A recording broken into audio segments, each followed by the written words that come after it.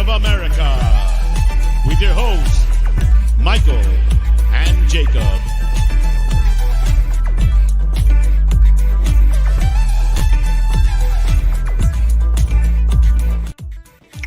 Welcome into another edition of United Spurs of America. I am Jacob. This is Michael. You know how we like to keep it over here. Funky fresh. And I like the vibes to be immaculate at all times. So whenever you come in to United Spurs of America, make sure you bring the vibes at the door. But hope everyone is well. I'm living well. Michael's here. He's recovering from a bug, so I'm driving the ship. We're going to see if we can avoid any icebergs, rip the Titanic. But Michael, how are you doing? Doing better than I was before the last episode, my friend.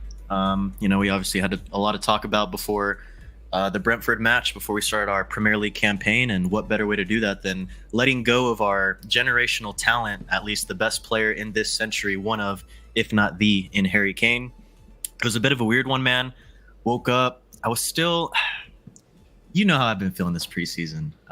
Not as excited as I usually am for Tottenham, but they always somehow suck you back in, don't they? You've been talking to me more about baseball, so I like this. It's coming back. I feel like the vibes are coming back. Go Rangers. We're not going to forget that. First place in the AL West, third best record in the American League. We out here. I knew. But no, I'm doing all right, man. Still fighting off a little bit of a stomach bug, but other than that, really happy with the performance. I think satisfied with a lot of the things that we saw. We'll get into that, obviously, later on in the episode, but doing well, my friend. Glad to be back here with you, and good to see everyone in the chat as well. Absolutely. Big ups. Whether you're watching live or on playback, big up yourself right now. Appreciate you being in the house. Make sure you partake in that poll. Make sure you hit the like, and then sit down and get comfortable, and we'll discuss a little bit of Brentford. Also want to know people's thoughts on the match in general. So that's kind of the vibe I'm asking from the poll. So right now, 58% in reaction to how did you feel about the match yesterday said loved it. I'm just happy that we're back. So it sounds like for the most part we're all feeling pretty good about the status and or the direction we may be headed. So we'll get into it. But let me say what's up to Milton Nobrega in the house. Says good evening, Jacob. Hope you're well. Can't wait for us to play against Man United. Come on, you Spurs. In Ainge we trust. Absolutely, Milton. Big up. Good morning. I think it's early in the morning for you out there in Wollongong, Australia. You see how I like that, Michael? Yeah, I don't think you've met Milton. I don't think you've met Milton before, but he's out there in Wollongong. I like the fact that I can remember that. I try to pride myself on knowing where other people come from. And you know what? Good morning. I think it's like 5 a.m. out there for them. Cursor's in the house, like secured. Big up, Cursor. Appreciate you, buddy. Chelsea Blue and Blues in the house, smashing the likes. If a rival can smash the likes, surely Spurs fans can hit the like as well. Ruthless Big Al with a nice little Pochettino in his profile picture says, like secured. Big up, Jacob. Love that the rivals came in, showed some love, participated in the shenanigans. Big up. Banter always welcome. Milton Nobrega again says, howdy, Jacob and everyone in the chat. How good is it to have Spurs back? Not seeing Dyer on the team sheet. Bringing on United. Quiz. In Ainge we trust. I'm gonna start there, honestly, with you, Michael, because does it feel like Spurs are back? The immaculate vibes of Spurs, the way that we play a game. At least in the first 45, I felt that way. I did feel that way for sure in the first. The more critically I look at that second 45, I was more upset with our attacking three. We'll get into that part later. But does it kind of feel like we're on the precipice of something nicely, like something that we're used to? Let me read you some stats.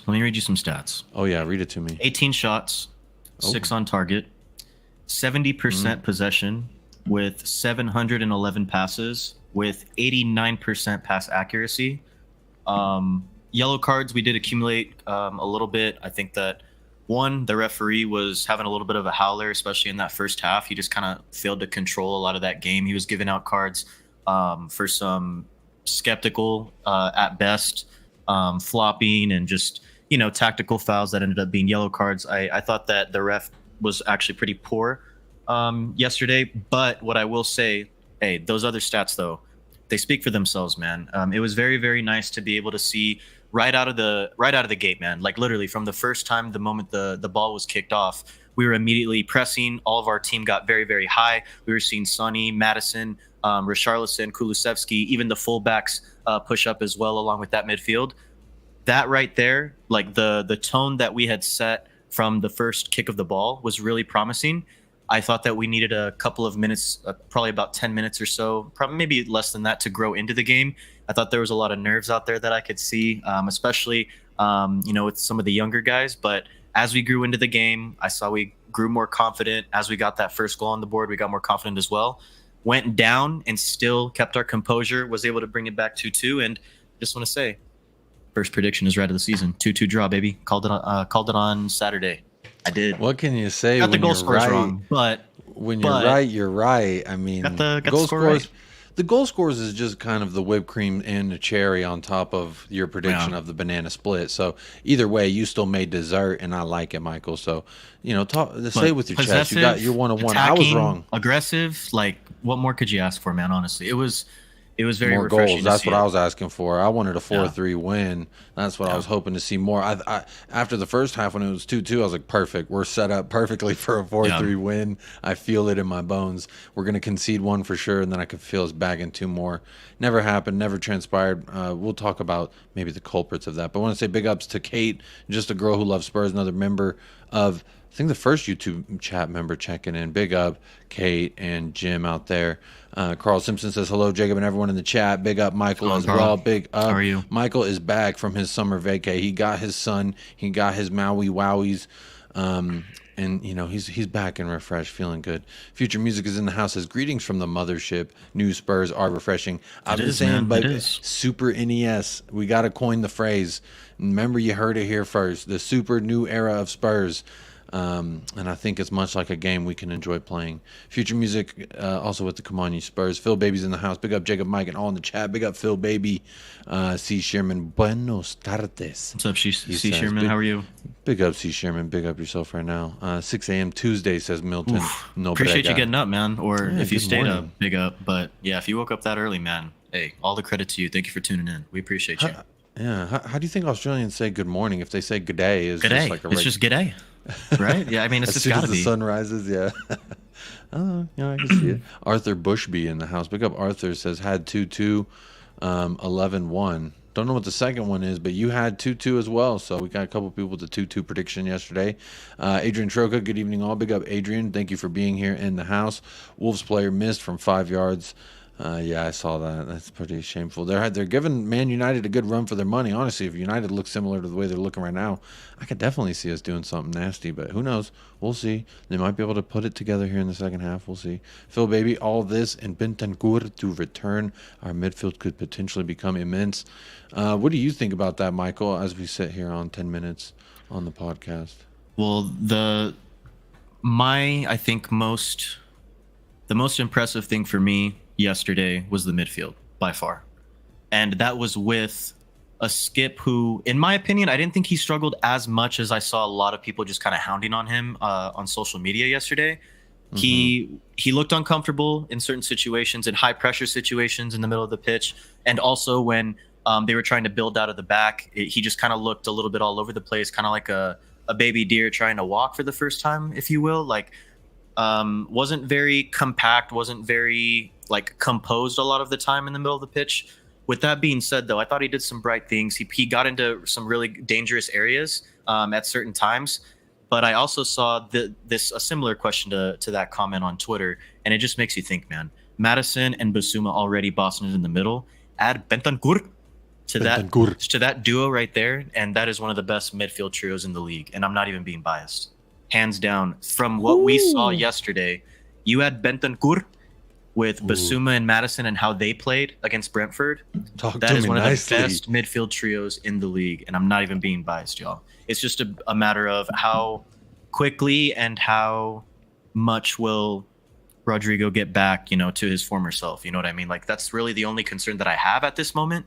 Hey, but very promising. Like I said, the most impressive part of the field for me was the midfield, just because we got overrun so many times over the last 2 seasons, especially when we were playing very aggressive, very press heavy teams, because you saw them just get overrun by midfield 3, sometimes midfield 4, formations that we were going up against with the Conte system.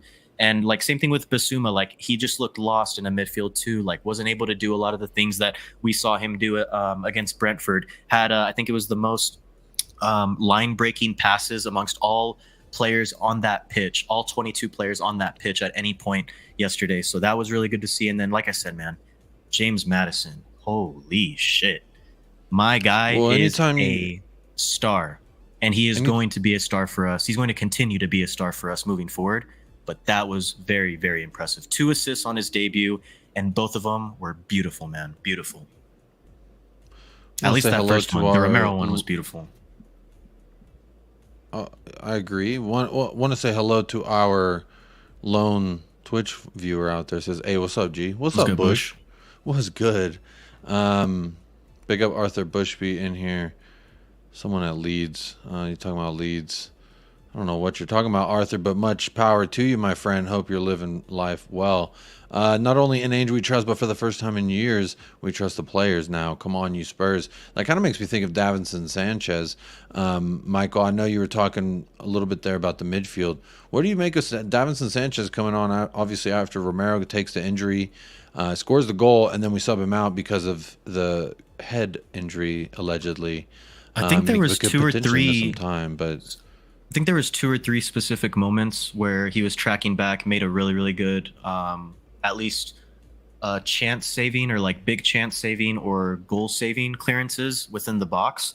I thought he came into a side that is still trying to gel together. Obviously, there was 4 players that did not feature in the 11 last year. 4 players that were new to the squad this year. He came in, played alongside Van de Ven, and I actually thought they complement each other actually pretty well for the most part. I thought the second goal that we allowed was very unlucky, a deflection off of Van de Ven. That unfortunately Vicario was just like, he was already diving to his left, man. There was nothing that he could really do, which was unfortunate because I really thought we deserved 3 points from that game. I want to say big credit though to Davinson Sanchez because he came in and he did what he was supposed to do, man. There wasn't really too many times where I was like, oh, fuck Sanchez. It was more like, oh, okay, Sanchez. Show me some more, Dav. Show me some more, Dav. Show me some more. And I think that was also partially because I just am tired of seeing Dyer in that spot rather than, I think, Sanchez at that point. So I think part of me, which I think part of everyone else watching the game, was more of along the lines of, well, it's better than Dyer. I'll take it. You know what I mean? And I think that was my reaction when Romero came off. It was, well, at least we have a semi-serviceable player that can come off the bench, and he didn't fuck anything up. You know, that's really all you can ask for Davinson nowadays, just because of, I'm not going to say he fell off massively, but the fall off's still there. You know what I mean? He's not the same player that he was in that 17-18 season when he first arrived in North London. I was actually pretty impressed with him. It remains to be seen whether or not Romero will be out for the United match. There's still some protocols that he's going to have to go into because he might have a concussion. That information hasn't been released yet. Not that I'm tracking, but along the lines of just like the back line, man, it was promising. I'll say that. Obviously, we didn't keep the clean sheet. I thought the first goal was super duper frustrating to concede just because it was a bullshit penalty call. And I just thought it was soft, man. I thought it was super soft. So unfortunate for Sonny. I get that he slightly clipped that left leg. My guy was holding his right ankle when he went down, and he was appealing for that penalty. It was just frustrating. But Udogie played very well. I was very impressed. What I will say about Emerson that penalty before you keep going, I want to pause you on that penalty call. Honestly, in the moment, I agree with you that I thought it was pretty soft. Watching it in real time, I think it was soft. But the letter of the law, when you go back and you watch that as a VAR official, you say, he came in and did he hit the ball? Yes or no? Did he do that before he made contact with the player? And you go into the point in which he makes contact with the player. Had he touched the ball up into that point? Well, from the angle they were looking at it, certainly he didn't. So by the letter of the law, I could see why they called it. The frustration for me is that when you make that kind of a call in the beginning of a season and you don't give it, say, match day 9, match day 10, and it's Liverpool at home or something like that, then that's where the discrepancies, for my opinion, start coming in, because you got to keep it consistent. If that's the energy they're gonna, start the season with, then they need to maintain that. That's just how I feel. They're opening the door for players like Richarlison to come in and take soft contact in the box, go down in the hopes that when someone watches it back on VAR, it appears as though he makes contact with the player before he makes contact with the ball. So I think it sets a weird precedent, personally. I thought it was a soft ass call. I'll die on that take. Soft ass call. Well, I mean, soft or not, I agree with you, but I just, how much are we allowing the referees to be involved here at this point? Because to me, the ref let it go in real time because I think he saw what we all saw, which was Yeah. a weak ass call. And he was like, no, get your ass up. But then you have 8 people sitting in a room that are saying, maybe you go look at this. And then he looks at it, and I don't know. It's just, I don't like it. I don't like the precedent it sets. Caption Grandma in the house, another YouTube chat member, says, good day, Jay and M, one and all. Very encouraging to start the season. Many more positives than negatives. Big up, Caption Grandma. Good to see you, and good morning. Gary O'Neill, big up Jacob and everyone in the chat. Big up Gary. We just say morning is all in Oz. I start work every day at 3 a.m. Well, good morning to you. 3 a.m. is a tough time. John Celtic Guy. Big up John Celtic Guy says, good evening. Big up, buddy. Hope you're doing well. Hope Celtic are doing good too. Amir Israel Uncovered says, big up everyone. Big up Amir. Big up Gary O'Neill says, if Man U play like this against us on Saturday, we'll rip them a new one. Come on, you Spurs. Absolutely. I enjoyed that first half. Haven't been paying attention as much as the second half, but can't stand Future Music says can't stand Richie, but we've got him for a bit, so we have to play around him because he's good at feeding off scraps. You know, I guess he did have a couple of chances. What did you make of Richarlison yesterday, Michael? Obviously playing to the middle, didn't get any goals. I think he had 1 shot on target. Let me look at the numbers. Yeah, that one was blocked like as soon as he shot it. It was the one where I think it was inside Sonny, the blocks. Or no, I think it was Perisic, was it? I forgot who squared it to him in the second half. Yeah, it was I think it was in like the 85th minute. I think it was Perisic who squared it to him in the box. I thought he should have hit it on his first touch, but unfortunately he brought it down, kind of squared it a little bit, and then tried to curl it into the right corner. He didn't get very many touches in the game. I forgot the exact count of how many touches he had, but it wasn't many. And to be honest, 36. I wasn't 36 touches. I wasn't very impressed, man, and that's unfortunate to say. And I don't want to single out Richie because I thought all 3 were very, very just underwhelming. All of Son, Richarlison, and Kulusevski. But Richarlison didn't do himself any favors, my friend, in terms of solidifying that number 9 rule, that starting striker spot. Yeah. The chance that I'm referring to in the 85th minute could have won us the game. And I hate to be the guy to say this, and I promise I'll try not to do it as often. But if Harry Kane's there, he buries that. You know, that's just one of those. That if we had Harry Kane, and I'm not trying to sound. I'm not trying to like be that guy. I promise I'm not. But you cannot lie. Harry Kane has that chance. He hits that one time, and it's a goal. Bang bang. I thought the same exact in that moment, Michael. The same exact thought crossed my head, but I was like, no, these are intrusive thoughts. I must push these out. We don't have Harry Kane, but absolutely in that moment, I think Harry Kane bangs that and smashes the top of the net. I think that's. I agree with you. I'm glad you said it before me, though. Hopefully it doesn't bring up any kind of PTSD for anyone in the chat. But John Celtic says, forgot to say I'm a new subscriber to your show. Big ups, John. Appreciate you being here. Apologies on the no content yesterday. Didn't do anything yesterday. I was on a couple of channels, and you know, it's the last day of the weekend. Want to spend the rest of that time with my family, and I'm pretty sure Michael's the same way. So big up everybody. If you're new or you've been here a long time, big up yourself every single time. A couple of people talking to each other in the chat. Solomon could have had an impact. Shame he didn't come on, says Israel Uncovered. Let's start there with some of the substitutions as well. What do you think? Let's start with the ones that we did not see. Obviously, Maynard Solomon is one of those names. Giovanni Lo Celso, another. Pedro Porro, Højbjerg, Ben Davies, and obviously Brandon Austin. But what do you think of the players that were left out, that were on the bench but that didn't come onto the pitch? I think really the 3 players that I would have liked to have seen were Lo Celso, Porro, or Solomon. Porro and or Solomon for Kulusevski, and Lo Celso for Skip. Just because of how well that Lo Celso played in preseason, and more specifically against Barcelona in Ange's system. So like we were texting after the game, Jacob, and I think Gio was the first name that I actually texted to you that I wish I could have seen, which is a little surprising for the both of us, just because I think if you guys have been a supporter of the channel for a while, you guys know how we used to feel about Gio before he went on his loan high shifts a few times, but more specifically like 2-3 years ago, man, that guy could not buy a goal or an assist or really just like a good touch or good service at all. Like it was bad, like bad. And I actually wanted to see him yesterday, which kind of proves my point of like how much he's come, you know, how far along he has really come. And in terms of this system and how he fits, I think it would have meshed a little bit better rather than a player like Skip. I was happy to see Sarr, though. I was happy to see Papa Matar Sarr come in for Skip, because I think that was really like the most glaring opportunity in the middle. Kind of like what I already said, besides Madison and Basuma bossing it. Skip was really that chain that was not, I don't want to say the missing link, but it was kind of like the broken link. You know what I mean? Like it was a little bit cracked, not falling off the whole chain yet, but it was starting to. You know what I mean? Yeah. So Gio in the middle or Sarr. So like I was okay with Sarr.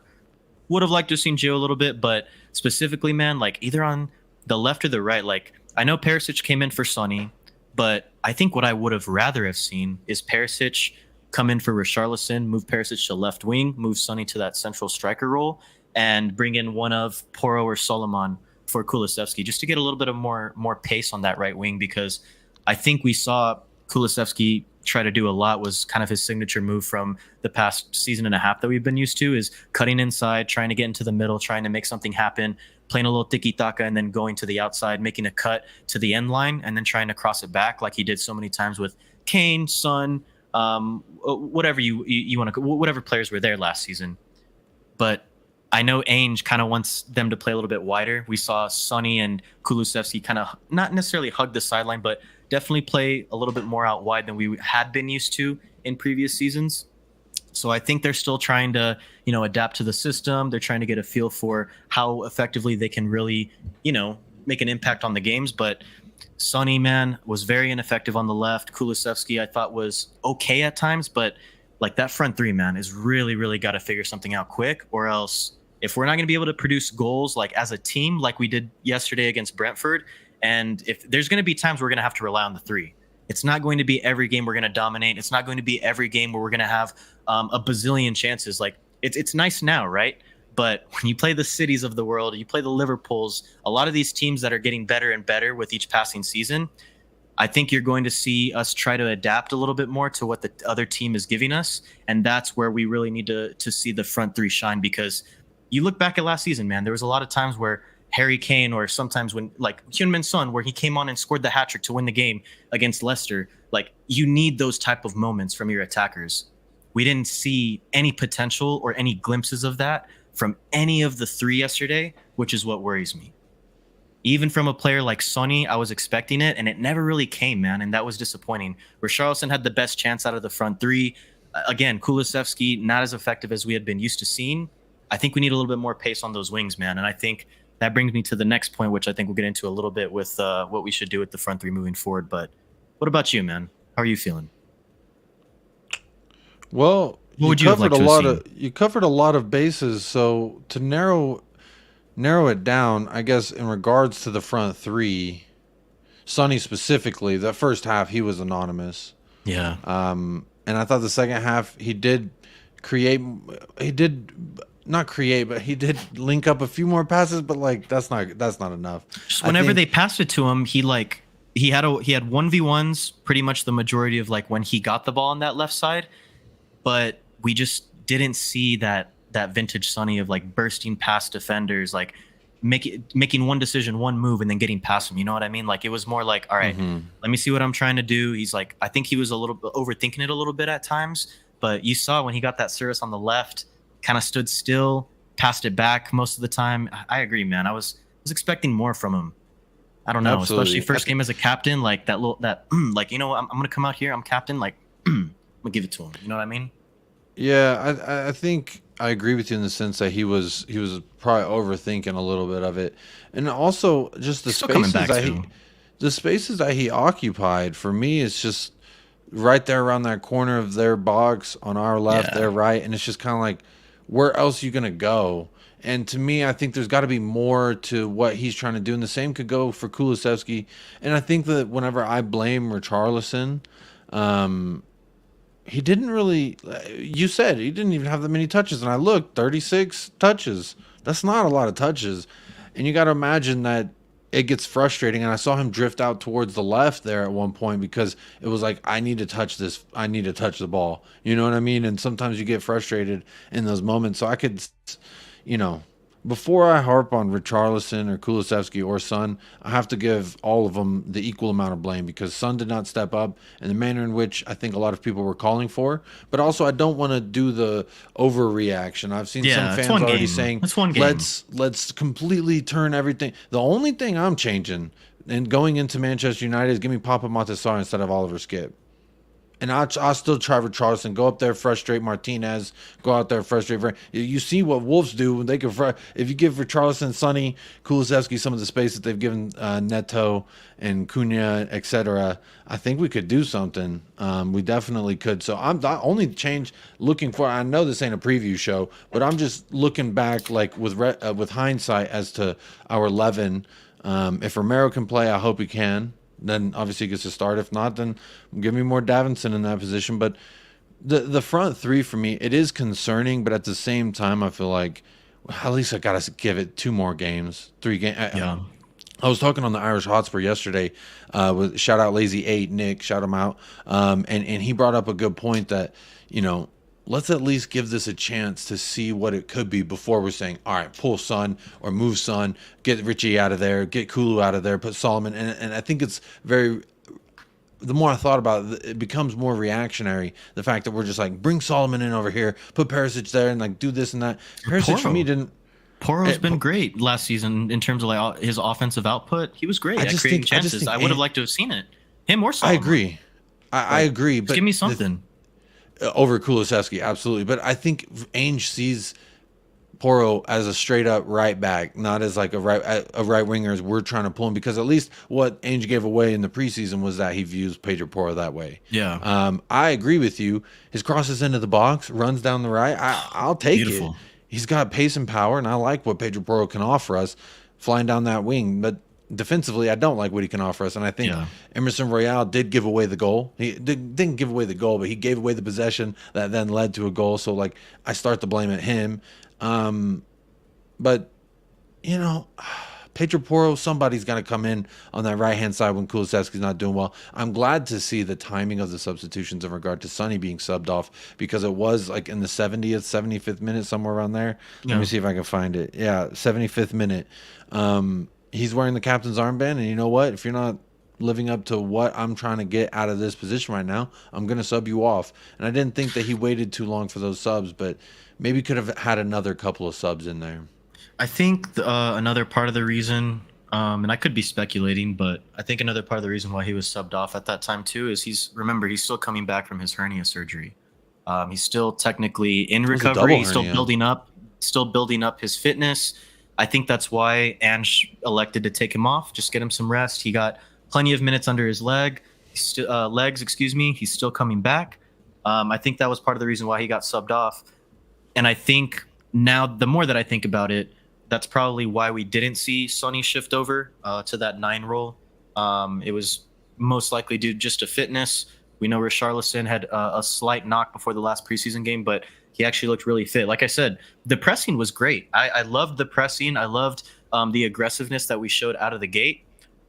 Just would have liked to seen some more clinical finishes, or just some more, I guess, dangerous chances created from the 3 of those players. Because if you think about it, pretty much all of our chances, the majority of them, came from the midfield, came from Maddison, came from Basuma, came from those 2 players. And sometimes the fullbacks as well. When Udogie got up, when Emerson got up as well, like Udogie was great. And then, like I said, Basuma, Maddison, those were our 2 main creators. And I think that's where we really need to adjust, is we need to find that chemistry amongst the 3 so they can be able to create chances among themselves as well.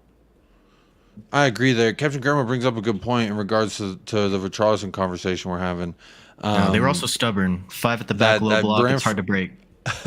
Brentford I was giving some props to Brentford yesterday. I had to, because you know what, they kept their shape pretty damn well, and they were pretty solid back there defensively. So, you know, doing their game plan, they were effective at it. It didn't really look like, even when in the second half when we were passing the ball around amongst the forwards and the midfields and the back line, it was like, where are the holes? Where's the runners coming from? Where is, and it almost looked like we became stagnant, and we were just comfortable holding the ball and passing.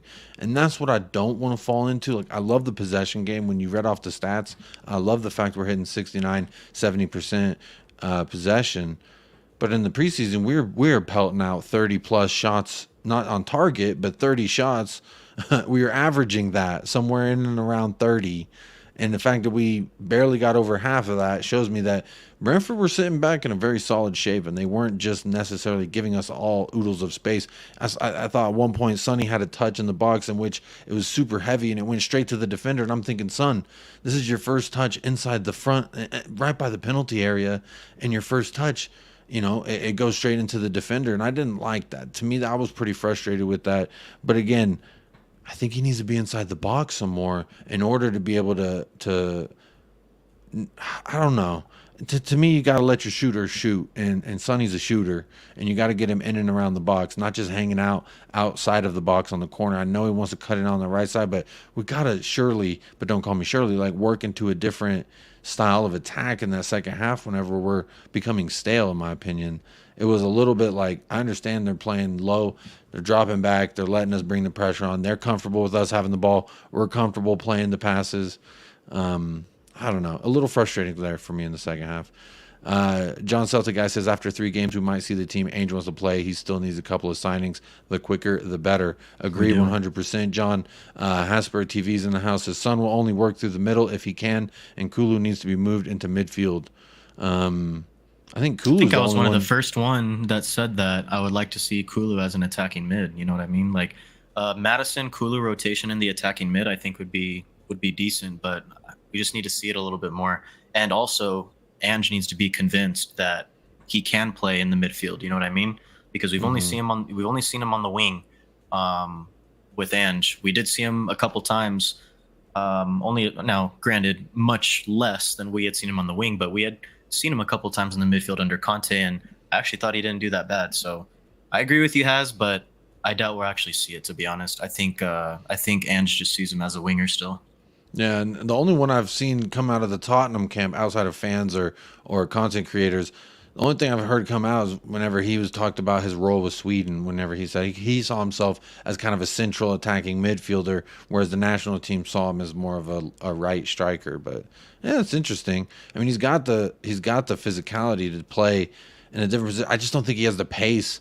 He's got the power, but he doesn't have the pace on that right-hand side to burn. At no point when either 3 of our front attackers, Richarlison, Son, or Kulusevski, when they had the ball, I never once felt like he's going to go beat his man here.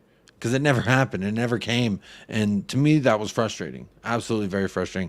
And I think we should demand more from our attack, personally. HD Sharp, big up, says Sonny didn't look sharp. Funny you say that about your name too. Very hesitant in receiving the ball and on the ball. He needs to be more on it. Absolutely, I agree. Needs to be more on it. Absolutely. The second half showed that the specter of Conte still remains in the heads of the forwards that played last season. It will get better, says Caption Grandma. I hope you're right. I have faith that you're right. So let's see. Conspiracy theory from Mud FC says Ainge gave Son captaincy so he can shift him next season. Interesting, with a little alien emoji. Interesting little conspiracy theory. The second half showed, I already read that. Madison captain next season, says Mud FC. I guess Man United did score. C. Sherman says, bad thing is Madison and Son want to take up the same position. They had overlapping heat maps. Interesting. Let me look at that. Let me pull up Sonny's. Yeah, they did. They're on the left-hand side. Then if Madison's operating over there, I think Sonny needs to work himself inside in that moment. Instead, all you saw him do is kind of drift more forward into no man's land. That's my amateur observation there, in my opinion. Because when you look at the heat maps, I agree with you, C. Sherman. They did kind of red areas, the same areas, but Madison was all over that front and that front left. If that's the case and Madison's occupying those areas, I think it's on Sonny. What do you say to that, Michael? Is it on Sonny to then go to the middle and find that space? And I think it's on both of them James to figure Madison? It out. They got to work together, man. They got to talk. You got to communicate, you know? And I think they will. That's one of the things that they'll go back on the film when they watch the tape, and they're going to need to work out, you know? And it kind of reminds me of Perisic and Son, because they would occupy a lot of the same spaces as well when they would try to overlap last season. But they got to communicate. It's on both of them, not just Sonny. It needs to be Madison too, which they will. I think it's only one game, so let's let him grow, let's let him learn, and let's let Ange teach him. Let's let Ange coach and work his magic. Yeah, I agree with you. The Purchase TV says Sun was poor on Sunday. I expect a lot more. Purchase, we talked about this too on your Around the Grounds on Saturday when it was announced that he became captain. I agree. It was not enough. He was poor on Sunday, and we saw him get subbed off in the 75th minute. And you know what? Maybe 5 to 8 minutes, maybe 10 minutes sooner, you could see that substitution if it's not working, if he's not. But again, Michael, you alluded to it. He's coming back from double hernia surgery. I think there's a lot of extrapolating circumstances, which I don't want to use as an excuse. So next week versus Man United, he needs to do something. I give him at least 2 more games before I say, okay, now we need to work. Now we need to think about what we're doing here. Whereas I think some people want to do it like right now. And I think maybe we just need to give it a couple more weeks to let Ainge, because if Ainge is picking Son to be in that formation, regardless of the captaincy or not, he's got to imagine that Son can do what the task is in that left wing position. I expect a lot more, plain and simple, without fancying it up with a lot of words. Gotta have more from your captain. You're now talisman of the club, so we got to do something with that. Captain Grandma says Emerson got roasted by Nico Henry a few times, so the question is, although Emerson is the better defender, is Porro faster than Emerson and more suited to Ainge's system? I just think Emerson's doing enough to grab that position and hang on to it. Now when Udogie's on the other side moving forward more than the other fullback, though. Michael, that's the thing. Emerson tucked in, and he played a little bit more in the middle, more as kind of like a back three at times. And then he even pressed a little bit further high into the midfield too. So I just don't think – I think Emerson needs to work on his positioning a little bit, because he did drift a little bit too far into the middle and a little bit too high up at certain points. And, you saw he gave away the chance that led to the goal, right? But, again, I think they'll get better, man. They'll improve. I think I just have a lot more patience this season just because of the expectations that I have. You know what I mean? Like, I'm trying not to be as hard on these guys as I was with Conte, because obviously we're in win now. But it's just a little bit of a different vibe for me. So I'm giving them a little bit more slack in terms of like, all right, let's let them adjust. Let's let Ange cook. You know what I mean? Like, I think we'll start to see players grow into this system and see how exactly they fit. Porro's going to be one of them. I'm just kind of worried at where right now Ange really thinks he is in terms of, is he ready for the right back? Is he thinking about moving him higher up the pitch as a right wing? But when you got Udogie on that other side, man, like, it's just hard to bring another attacking fullback that really needs to stay back when Udogie needs to go further up the pitch. That's the problem. I wouldn't trust Porro to do that. Yeah, at this juncture, I don't trust Pedro Porro either, defensively. And I think, yeah, Emerson got burned. Emerson got toasted and roasted on that first one, and the blame starts with him, in my opinion, for that goal. But he nullified it. He wasn't awful, though. He went and scored his Emerson? own goal. No. That's the point, though. That's my point, Michael, I'm trying to make, is he went and got his own goal anyway, so he nullified that goal. So if anything, that keep it even Steven, in my opinion. You make a mistake that leads to a goal, nice. Now you had a direct action that led to a goal, i.e. the banger. Then I'll take it. He made up for it. So I forgive Emerson for getting roasted by Nico Henry on that. Again, this is the first time we've seen this starting 11, this specific starting 11, that we've seen them all together. And I think it was damn good. The only disappointing thing for me was, like we were talking about earlier, that front three. But I have faith that they can get it clicking before too long. That's why I say 3 games. 3 games of what Ainge wants. The only change I'm making is maybe Sarr in there for Skip, because I like Sarr on the ball more. I think Skip on the ball is suspect. I like everything he does off the ball, and like his work rate, his desire. He has a lot of the uncoachable traits, and he's Tottenham through and through. So like, you want him to do good, but when he has that ball at his feet, I don't trust him. I don't trust him at all. C. Sherman says, yeah, they'll figure it out. They both got the high IQ. Absolutely agree. Perch TV says, Son and Kulu are so predictable, it's painful to watch. Neither have any level of surprise. Madison was so crucial to everything good in the final third. Absolutely. And I think this is one of those examples where it's like the front three got to figure out what spaces they need to be in to work best with a guy like Madison, because you got to imagine Sonny ain't played with a guy of Madison's style since Eriksson. So really, it could be throwing everybody off just a little bit. And, you know, I think I give it time. I give it time. That's the main thing. We've got to be patient here with Ainge Ball. C. Sherman says people forget this is their day job. They don't just show up on the weekend, kick the ball around. They watch film, get critiqued by coaches, etc. Absolutely. I would hope so anyway. I would absolutely hope so. Poro can't defend. Emerson gets roasted, says per GTV. C. Sherman says Emerson took up the same space as Skip. Well, then again, that's someone. Emerson's being told to occupy that area, so then I think that's Skip's job to then work around. I don't know. I think it's all going to come together. C. Sherman says Porto just needs time. He was playing in Portugal. He's an elite athlete. Absolutely, just needs to get the defensive part down. Jacob and Mike, it's only the first game, says J. Co. That's what I said. Yeah, I agree. Yeah. Totally agree. John Celtic guy, we need a striker who can be more clinical in front of goal. The amount of chances we're missing is unbelievable, says John. That's why I've always petitioned that I think if you put Sonny in those same positions, he's more of a clinical finisher. But again, I'm not going to go back to the big H because we did miss him a little bit. Parchi TV says, I don't judge my defenders on how many they score, though. Yeah, you That's can. fair. But you can. But if they're a contributor, yeah, I mean, then you can absolutely judge. Like, if you let one go and you score two, are you going to be mad at the guy? Because if you're saying you don't judge their defenders on how many they score, I agree he needs to be better defensively. But he's the best. He's the best damn right back defensively that we have at this current juncture. So whether we bring one in or we don't, I think he means I don't judge like defenders defending, like, and I think positioning on scoring, which makes a little bit more sense. But like in terms of player performance, you always have to evaluate everything, even if they're a defender. Tom says Richarlison, sell him now. Tom's ready to sell him. I mean, hey, he wasn't impressed. He didn't do himself any favors, like I said. Gift Orban deal. Close. Once done, we should get rid of Richarlison. I'm not ready to sell him off yet. Let's give him 2 more games in this. Let's give him 2 more games. 2 more games, and then you can sell him, Jacob. 2 more games, then I'm down to sell him, because at that point it is a transfer window deadline day, because we are going to play 3 more we have 3 matches and we already played 1, so we have 2 more matches left until the transfer deadline day. So what I'm saying is give him until August 31st. That's how long I give Richarlison. And especially if we get Gift Orban in, then yeah, I'm definitely put him on the market. Give Gift that number 9.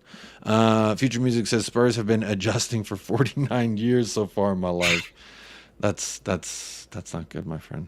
Ainge lost 3 out of his first 6 games with Celtic, but after that, they just steamrolled the teams. I hope you can. I think people also have to remember that look at Brentford, trust Ainge. Brentford are a thorn in top 6/top 4 sides when they're at home. Let's not forget that. I don't have the stat in front of me of how many points they got from top 4, top 6 sides at home, but let's not forget that this team went there and lost 3-1 last season in May. So I think the consensus should be that we played well overall against a very tough low block side, very stubborn formation, especially in that second half. But you also have to remember that atmosphere is very hostile. That atmosphere is great. Full credit to the Brentford fans, full credit to the away fans for the support as well. But let's not forget how tough it really is to play away at Brentford. Okay, they give a lot of teams a lot of trouble at that stadium. I'm honestly happy that we came away with a point. Like I said, I thought we deserved all 3, but I think we should also, let's temper expectations a little bit, because this isn't a team that's going to go on and win the Premier League by any means this season. If they do, hey, I'll take it. But that's not the expectation by any means. Let's let them grow. Let's let them improve. And I'm hoping we'll start to reap the benefits from this system sooner rather than later. Hopefully it takes less than a full 3 games, just because, this week is going to be very tough at home. I don't care how bad United played today against Wolves. They're still playing Spurs, and you know what they do when they play Spurs. It usually doesn't go well for us. So we need to be on our A game, and hopefully we have everything in line and everything together to beat that team when we enter the pitch on Saturday. I'm choosing to remember the time Lamela got Martial sent off and we won like 5-1. That's what I'm choosing to think about. Hey, I know there was no fans, but damn it, I'll take it. The Purchase TV says if they score, and Ndombele scores, that's always a party. If they score, it's a bonus, but his defending is suspect. Absolutely, but my whole thing with the Emerson is I just feel like he's our only adequate. adequate defender at this moment. He's the only one at that juncture at that position, at this juncture that I think can do the job defensively. He is suspect. I agree with you though. Big up Clinical, the Jamaican citizen.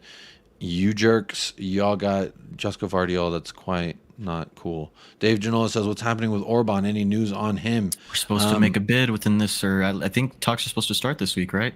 Hopefully. They said this next week. Well, what I'm seeing, and this is a source that I have called out publicly, and people claimed to defend. Oh, I'm not talking about that one. I'm not talking about that one. I saw another report.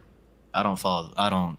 No. Well, as of 5 hours ago, he's wrong this more than source, right. I called him out, and everyone was like, "They're right more. They've been correct every time this window." So that's what they're trying to say. The Orban news, as of 5 hours ago, from this source, make of it whatever you will. I don't really trust it, but this is the main person who's talking about. They got 22,000 subscribers now, or followers, but they say Tottenham will offer 30 million euros for gift Orban.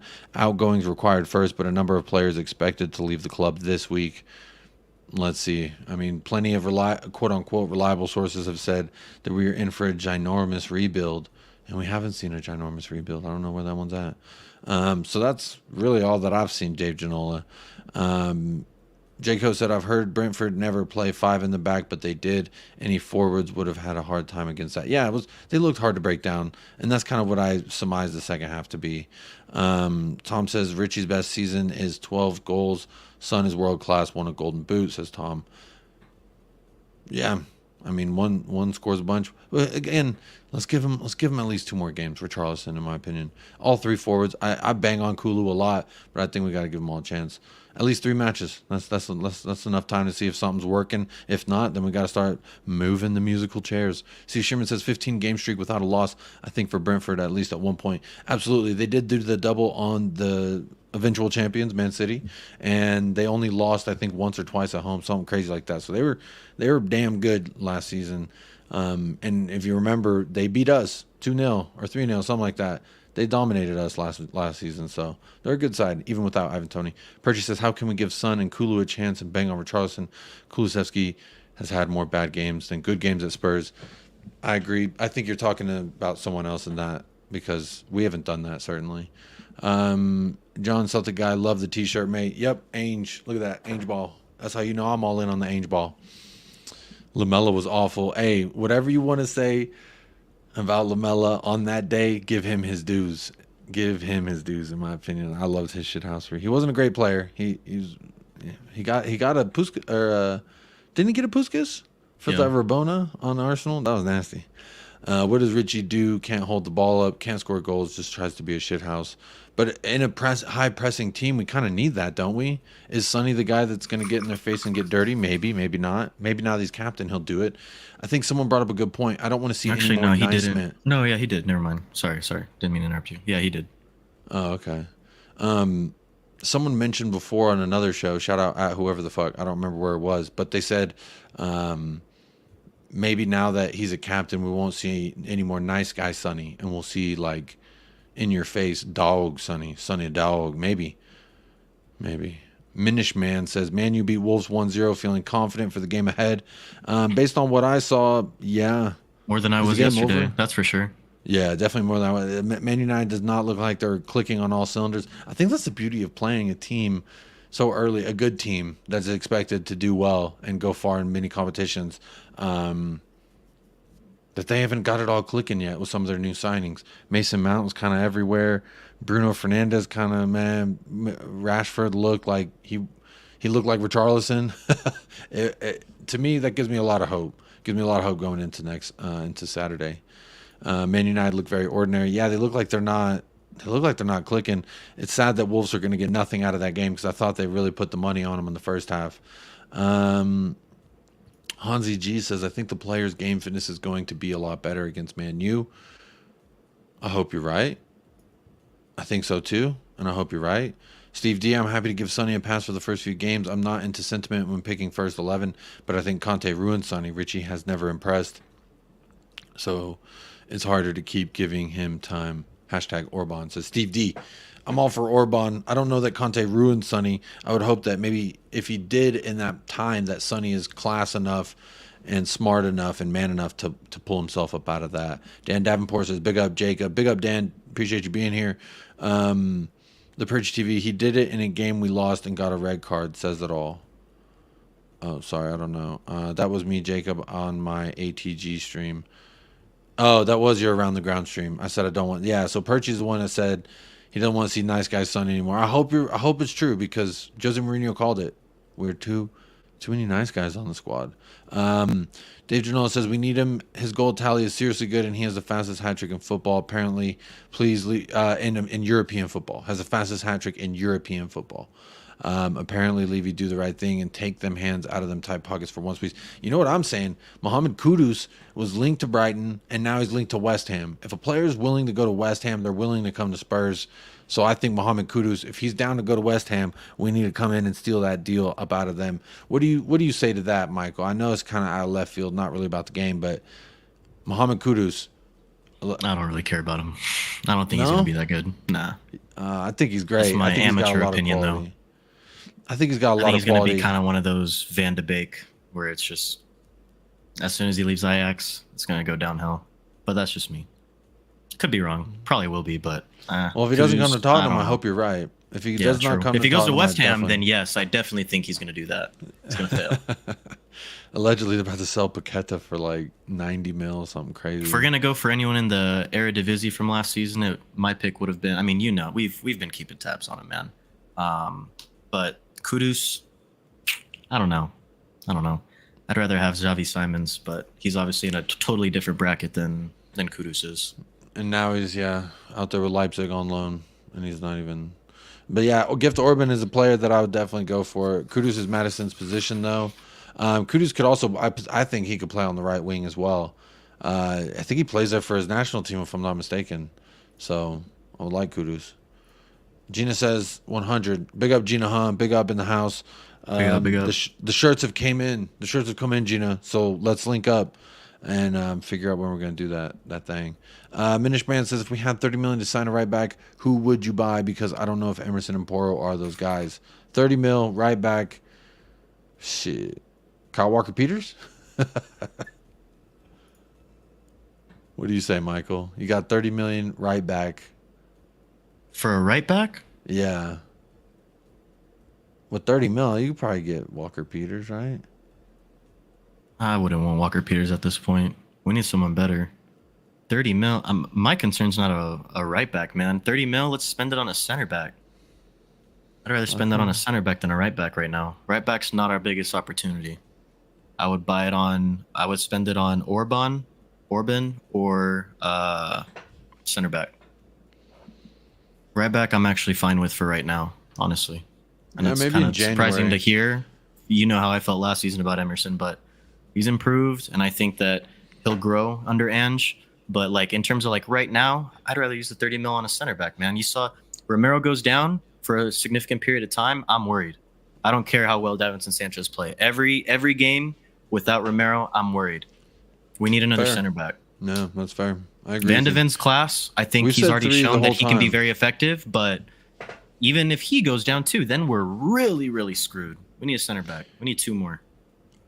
Well, we've said from the jump, three minimum to get us feeling a little bit better about that center back position. Big up Paul Brown says, evening Jacob and Michael from Ireland. Big up Paul Brown. Was good. Richie has failed in the Prem. 12 goals at Watford was his best season, says Tom. Talking about the Wolves. Big up Gina. Hansi, just go get the best players we need. Just get the deals done. Absolutely. Just get the deals done. Steve says, let's not get carried away. Brentford have a fantastic record at home, a poor preseason, and a new manager and system in double quick time, too. Absolutely, Steve. We've been echoing that same thing. Dave Janola. Sorry, my bad. I was meant to say Europe. Sorry, Jacob. My Texas Tottenham friend. Big up, Dave Janola. I wonder if this is the real David Janola. Big up yourself if you are. Was a penalty? I didn't see it. I didn't see the penalties. Jacob, have you watched El Wahi yet from Montpellier? Ali Gold said he's on the Spurs list and nobody's mentioned it. I think he looks nasty. Well, let's go ahead and look him up. Let's go ahead and look him up real quick. L.E. Wahi from Montpellier. Here we go. 20 years old, forward. Looks like he plays striker. Isn't he the one that got accused of sexual assault or rape? Is this Pretty that sure guy? that's the guy. I'm pretty sure that's the guy. If Is this so, the guy? you can miss me with that. If so, if this is the guy that I think it was, is this the guy? Yeah, who we November think- 2021. Allegedly, I'm not even going to repeat it on stream. Y'all can look it up. Wahi, inappropriate things. You can look it up. I'm good. Thanks, though. Yeah, I don't care how good he is. I actually feel bad that I that I searched this man. Yeah. Apparently he did some stuff with children. I think, and that is not cool. I do like those hidden gems, but this is not a gem. This is a. I don't. No, thank you. No, thank you. I just Googled it. No, thank you. I'm not going to say it on stream what that man has done, but no fucking thank you. Stay away from my club. Disgusting human. Steady as Shark, big up, says you're gonna base Richie's best off of how he performed in a relegation battle, Everton, and a presumably crappy Watford. I'm not. I think you're talking to someone else though. We really need to get the best defenders out there. Just do it. Perchy, did you look? He hit a girl in a club. Well, that's pretty did that shitty. too. But that's on top of the other thing that I read. So if this is true and that is true, and no thank you and no way, please stay away. Basuma is on the team, but what did he do? It wasn't even him. The story came out, see Sherman, that wasn't even him. It was someone that was with him, and he was not involved. He was cleared. That's why there was never any charges. It wasn't because he had a settlement or anything. He was cleared of all that. Big up to the both of you, by the way. Come on, you Spurs, says David Genola. Big up. Mason Greenwood. No. Yeah, exactly. No. I'm good. George is from Met, says Lemmy. Percy says it wasn't anything to do with children. Let me check my source here.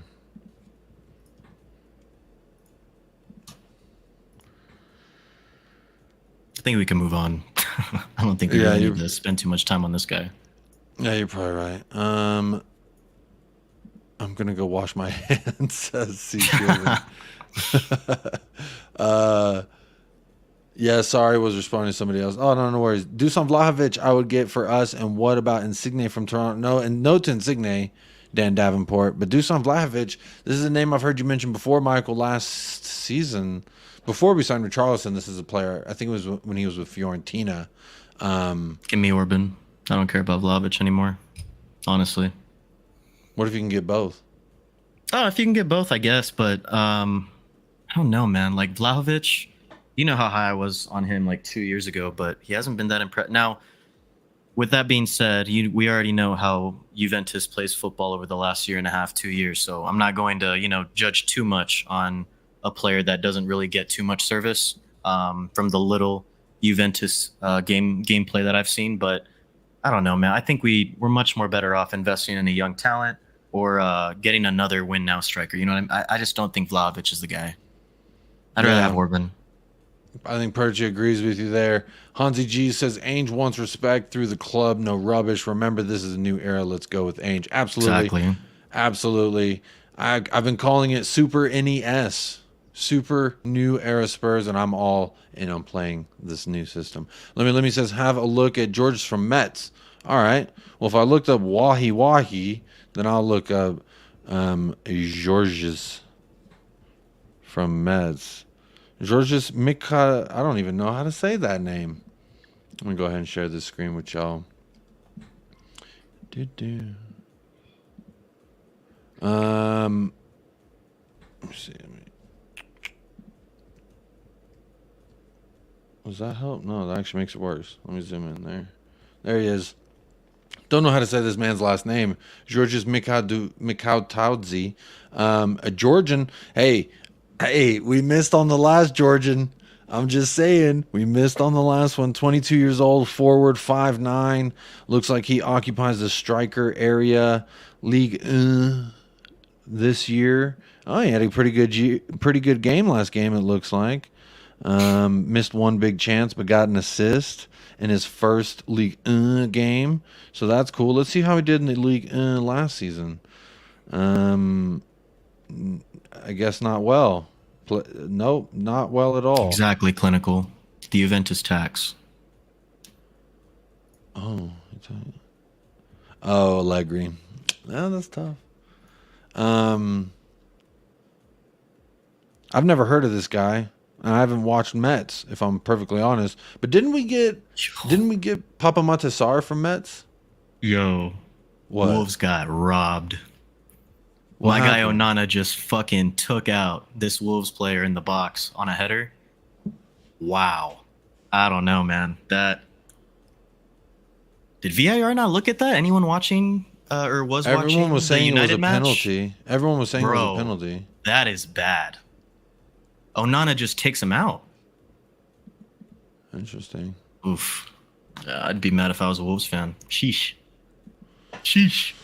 Well, in our prediction show, we predicted them to get relegated this season, so I wonder if that'll happen. Have to go, guys. Moving downstairs. My daughter's friend from America is staying with us for a month, so I'm on Big the up couch. America.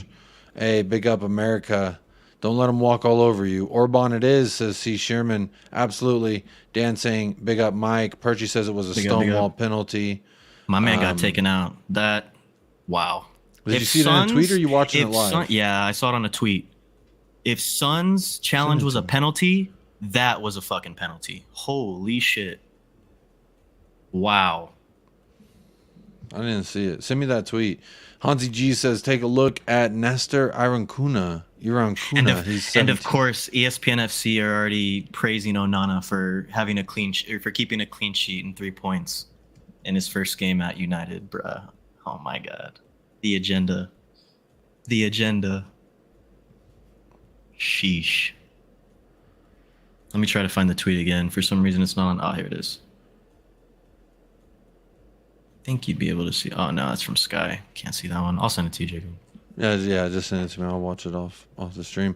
Hansi G says, take a look at Nestor Irakuna. His 17 is fast and as good as Orban now. Bayern want to sign him. Look at his YouTube highlights. So I'm looking at him. Looks like he plays for Adelaide United out there in Australia. So I would assume that what's-the-name has a very good eye on someone coming out of this league. That Ange Postecoglou has a good eye on him. 17 years old, 5'10" forward. I mean, looks all right. I mean, looks young. I don't. I'll have to check out his highlights on GG. But yeah, appreciate. Always send me these.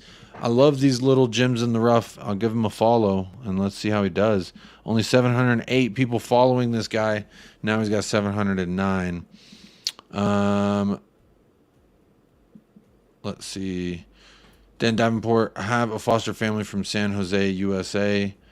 Big up, Dan, doing that. That's worse than the one Son did, says Perchy, in regards to that foul for Onana.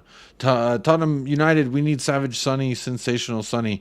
Absolutely. He's got to turn it on this next game, in my opinion. Absolutely has to. Tom says Onana will be picking the ball out of the net Saturday. Love that. Love that confidence, Tom. No, Dan. I'm not going to look at Lukaku. I'm glad that those rumors got put to bed. I'm sad that the Dyer rumors got put to bed as well because he was rumored to Saudi Arabia. Mike, if you remember, we were already texting each other. I think I had a little bit of a pre-celebratory excitement, and I was sending you a bunch of links about Eric Dyer being linked to Saudi, and then I bet you read it from the Prem Inside. That's why it was false. I bet you got your hopes up on Prem Inside. No, it was some broadcaster out there in Saudi Arabia. He's like a journalist out there, so I was like, oh, sounds like it could be true. But apparently it might it wasn't be worse true. than that Prem Insider guy then. It probably is. So speaking of the Eric Dyer thing, I do have this.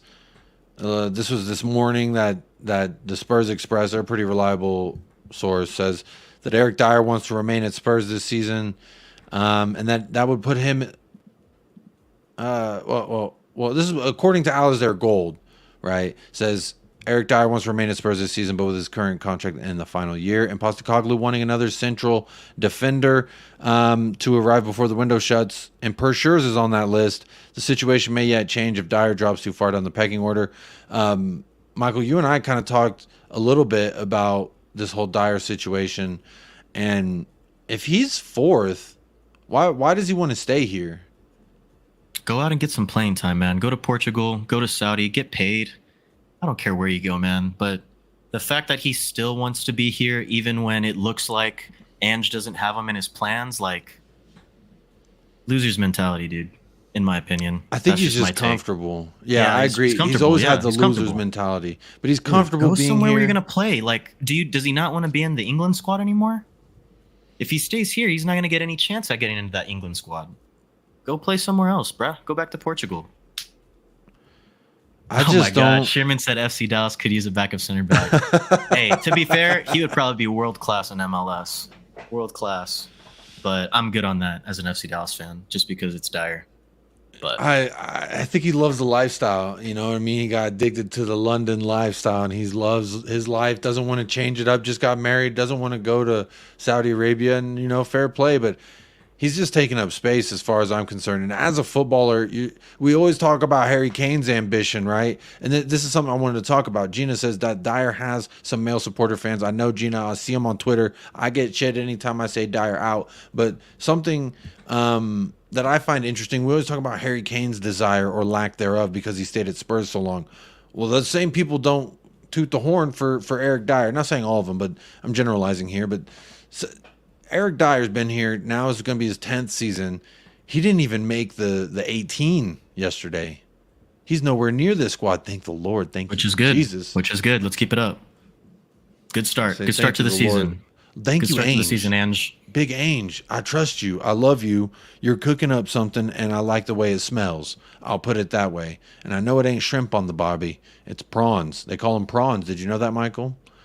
In Australia, they're called prawns, not shrimp. They're a little factoid there for the shrimp on the barbie. But it's interesting to me when we look at this back line that we have. Obviously, Romero, Van de Veen are the first two options. Then Sanchez. And then you got to imagine it's Dyer and maybe someone else. Phillips, Tanganga, who? But I would like to see him moved on somewhere, personally. Michael, when you look at this back line, where do you see him fitting in as a substitute anywhere? No. At all? No. I mean, let's say No. Romero has a suspension and Sanchez, or not Sanchez, No. Van de Veen takes an injury. We're looking I would at rather Sanchez. play Davies. I would literally rather play Davies than Dyer.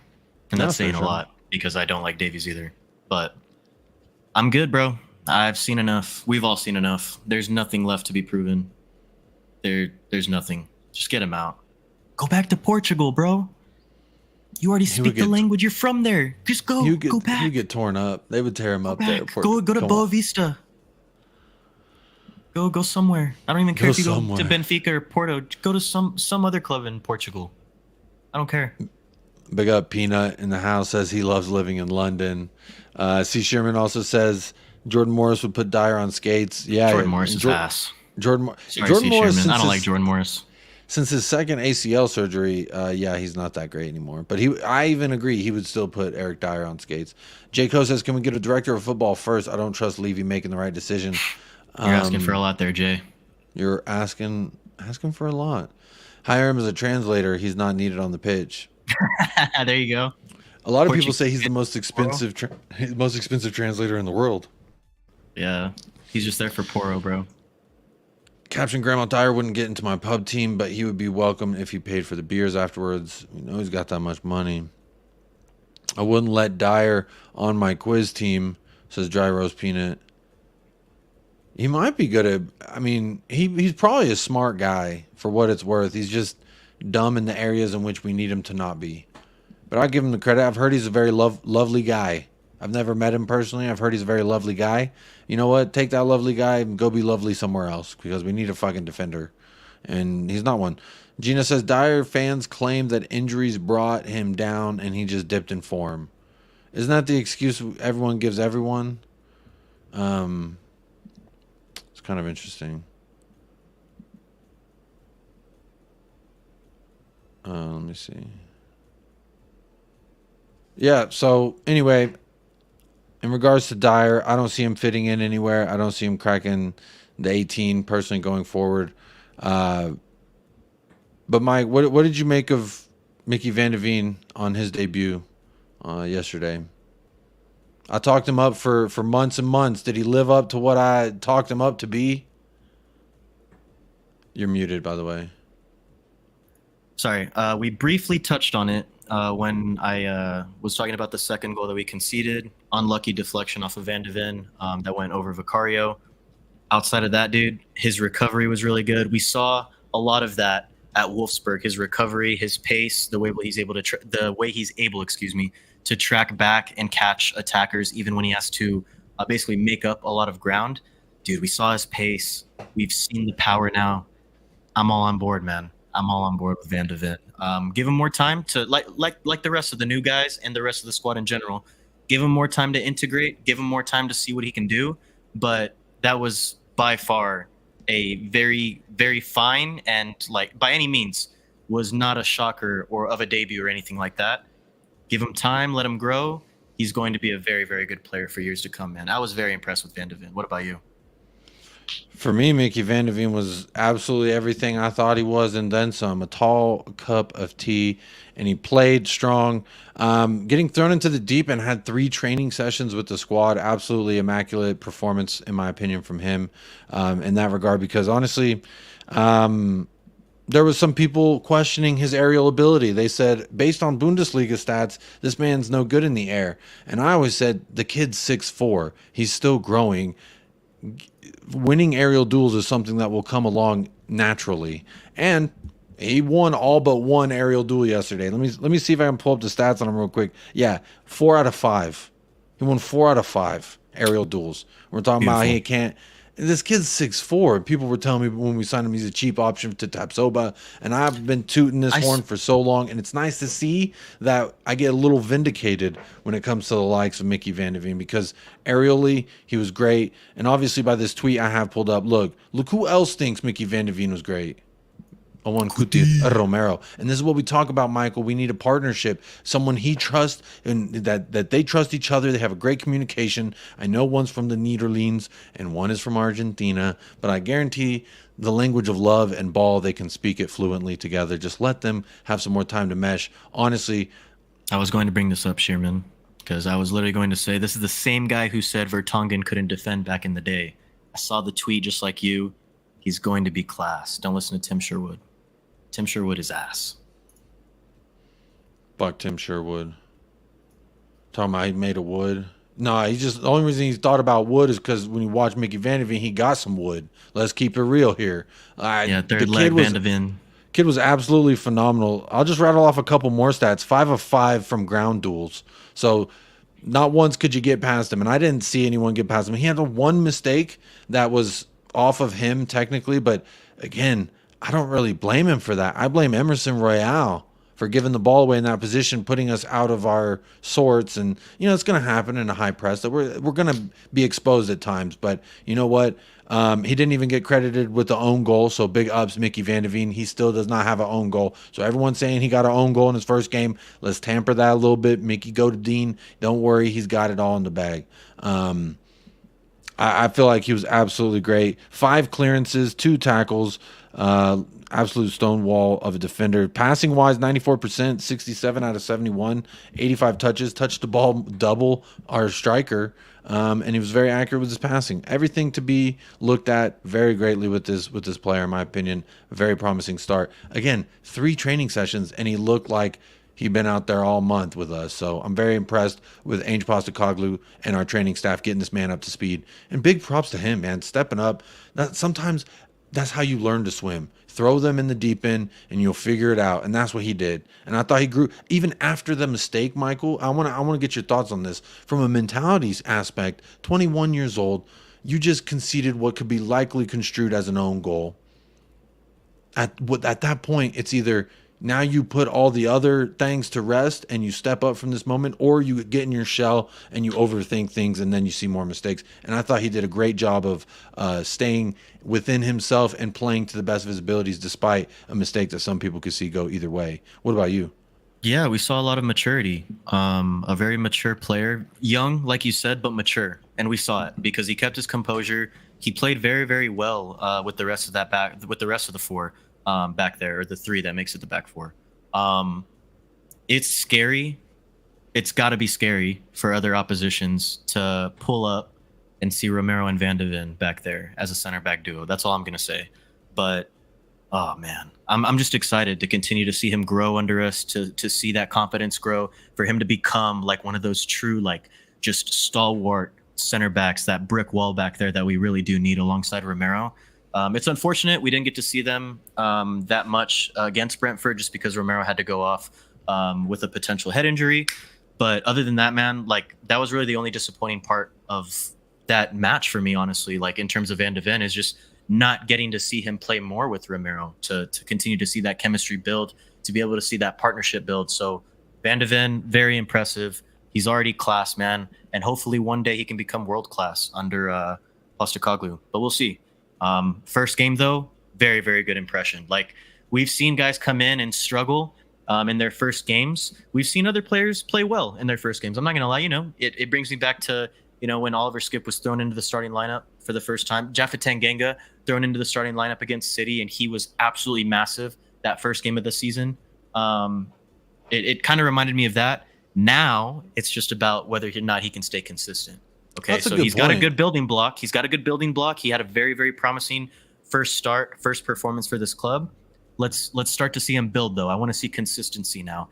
And what better? Well, there's obviously better challenges, but in terms of a second game of a season, what better challenge than Manchester United? That's what I'm very excited for, to see him against those big, big teams in big, big games. How is he going to step up? How is his maturity and composure going to be in the biggest of games? Now, again, Brentford is not an easy place to play. Gave a lot of teams trouble over the past year or so when playing at that ground, which makes me a little bit more optimistic about whether he can be consistent. But in these big games, now we need to see him step up in those. Which, hey, if he plays alongside Romero, doesn't have the worst partner to kind of shepherd him back there. You know what I mean? To kind of lead him and coach him through some things if he does need that whatchamacallit, like a big brother, a mentor, kind of like a mentor. So, and now it's about whether he can do it in the big games and then on a consistent level. If he can do it on a consistent level, I have no doubts he can be world class under us eventually. I'm not saying anytime soon by any means. I don't want to get ahead of myself. I don't want to get too far ahead of myself. But the potential is there. You cannot deny the potential is there. And I think the point that you brought up just a moment ago really made me think about something just now, because you brought up a really good point. We threw Jaffa Tanganga into the deep end when he was still rocking that number 39 kit, right? And that was the only thing. Like, Tanganga wasn't consistent. But what happened? He wasn't consistent. So we just need to keep consistency. That's a good example to keep ourselves grounded, right, as fans. Because on a player like Mickey Van de Ven, I'm going to sit here and pump my chest a little bit because I've been talking about him. But in a player like the next one I want to talk about, Udogie, Destiny Udogie out there on the left, he put to bed really any concerns I had as a left back before I even saw him play as a left back, because he said from the jump, the left back is my natural position. That's what I played from the jump, so I'm very comfortable in that position. And then throughout the time, he's proven it to Ainge, he's proven it to everybody else that defensively, he's actually pretty damn good. He's not half bad, and he's a hell of a player going forward. So I think we have a really good gem here on our hands when it comes to Destiny Udogie.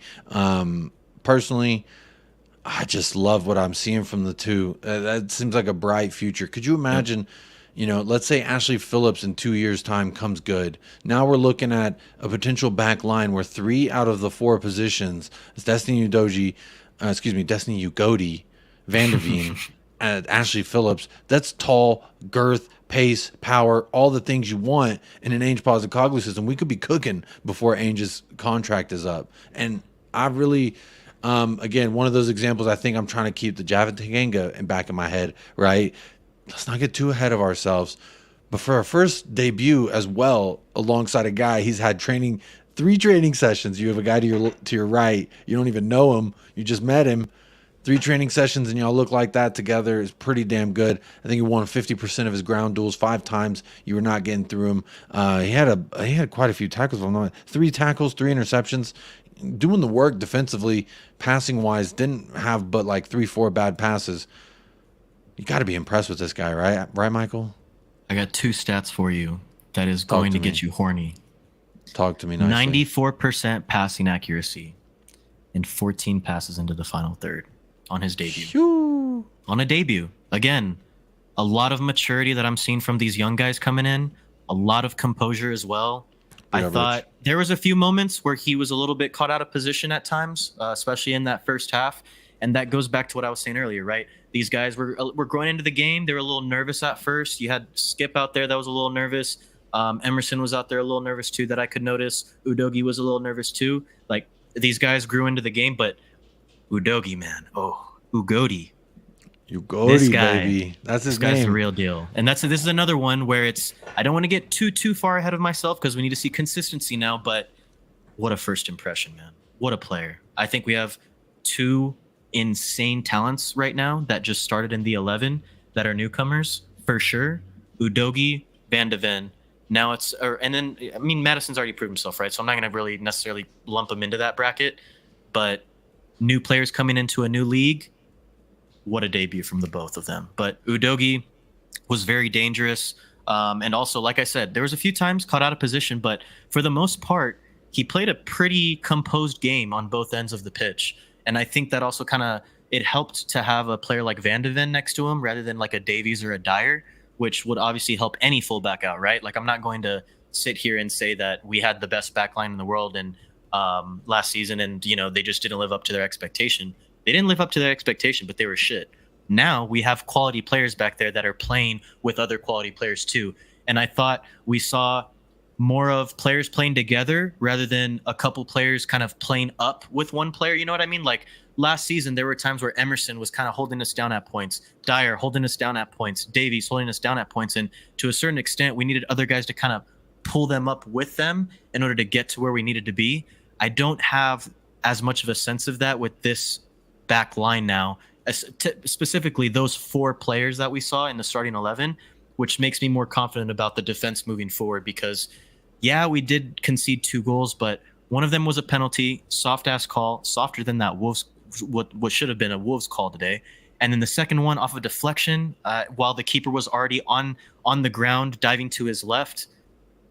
I don't expect us to concede as many goals this year. We shouldn't concede as many goals this year as we did last year. 63, man. 63 goals conceded last year, and mainly because of Dyer, Davies, and let's be honest, a lackluster Romero at times too, but a lot of mediocre players letting in a lot of easy goals. That's not going to be the case this season as long as we stay healthy. Absolutely. Let's see what the chat has to say about Van de Ven and let's see the VDV love. Yeah, Dry Rose Peanut says VDV reminds me of a cop chasing you down from Terminator. Reminds me of the guy from Matrix, the Agent Johnson or whatever his name is. Jay says saw video comps, both him Tapsoba was all over Van de Ven fitting Big Ange's style. Mickey has still in on Tapsoba too, man. I really hope we can hopefully get it done. I'm not as I don't think it's hopeful for it as we were at the beginning of the summer, but if we can get that deal done too, oof. It's not. I don't think it's happening anymore. That rotation would be nasty. Yeah, but you got to imagine he's looking at it like, where do I fit into this? Am I overtaking Romero? Obviously, we want him for the depth, but does he want to come in and ride the bench? Why not? Why not battle Romero? Why not battle Van de Ven? He's got a starting position. That's the mentality that we need players to have. You know what I mean? Not this. Yeah. Oh, if I come here, there's no chance. Well, of getting but this guy he's playing and. He's playing and starting, and he's a veteran now of Bayer Leverkusen. In the Bundesliga. I would look at it like, yeah, but I mean, still, as a player, when we talk about Eric Dyer's lack of desire to play first team football, you got to imagine some players out there are like, I do want first team football, and am I guaranteed to get that where I'm going to go? And if he came here, I just don't know. But definitely a good argument to be had there. I always said bring them both in and let them fight for the position, because I agree with you, Michael. Let's get them dogs. We got let's have that mentality. Mickey Vander Clean says Dry Rose Peanut.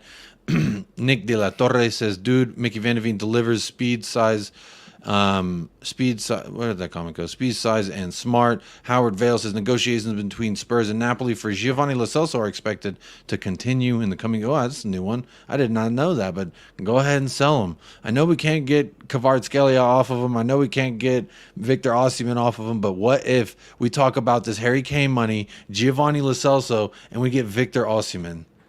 Can we dream? But Lo Celso, is that the one? Is that the player though that you're gonna want sold over many others that need to get out before him in terms of just like overstaff in other positions? You know what I mean? Like for Osimhen, Gio shouldn't be the one. He shouldn't be the one that like the first one though to be out. Like, but he's got that. The second line is important. Talks were put on hold while Spurs focus on other matters, i.e., worse like players that. probably, like shit players. Gio, borderline. He's starting to prove himself a little bit, but there are other players that we need to get rid of. And if you think about it, Højbjerg could be kind of that. You switch him and Højbjerg in terms of like who can we sell to get another player. Højbjerg is basically already on the way out from what reports have been saying for the past month and a half, and the links to Atletico Madrid. Why not sell Højbjerg when you already know we haven't seen him? Because then we got to go get. Has he played in preseason? Correct me if I'm wrong, but we didn't see him at all. He right? did. Yeah, he did for Shakhtar. He did. Okay. And then he played 45 minutes. That was the one that wasn't televised, right? That was the one that was Barcelona. The one that versus Barcelona wasn't on Spurs play. Interesting, Howard Vale. Thank you for that information. Milton Nebrega, Pepe, who's 39. I don't know what he would smack Dyer. Big up, Milton. I don't know much about Porto. That away shirt is nice. I'm backtracking. Clean. I do publicly have to backtrack.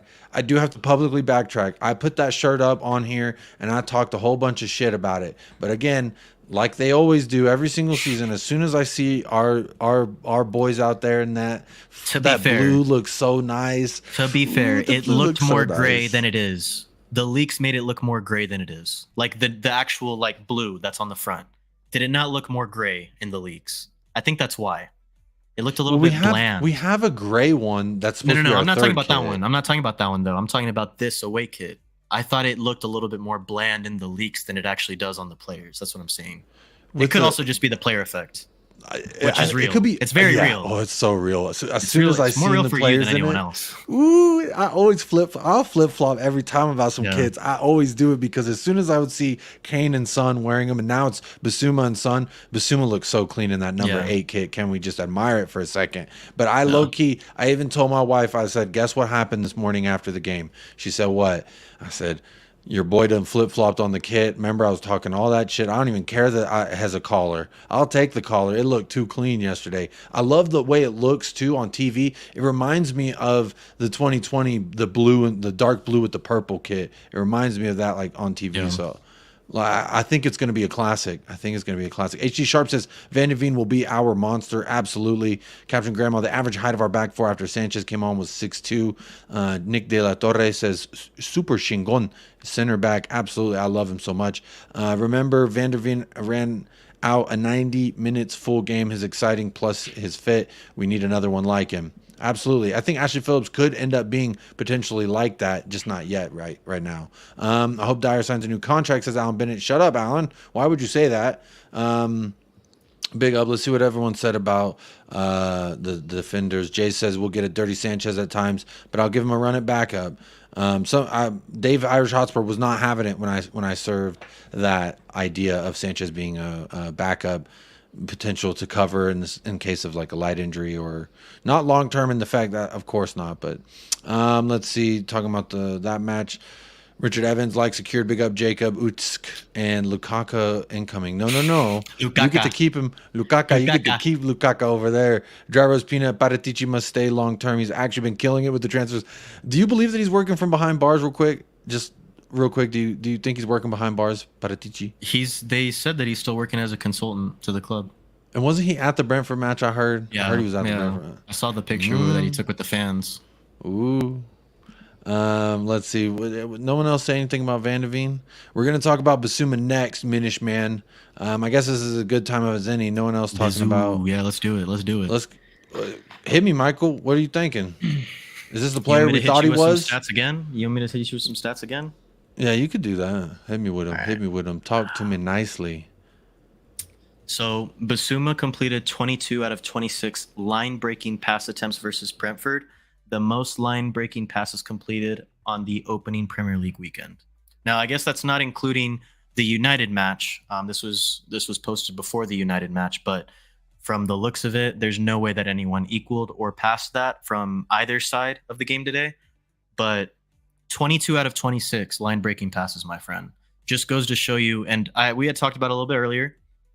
Maddison and Basuma were the main creators in that middle of the pitch, and it's great to see, right?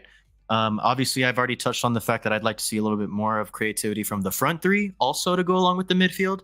But Basuma, it looks like he's more comfortable. We had seen that in the preseason. We had seen more of an influence that he was having in the dressing room, on the pitch in preseason as well.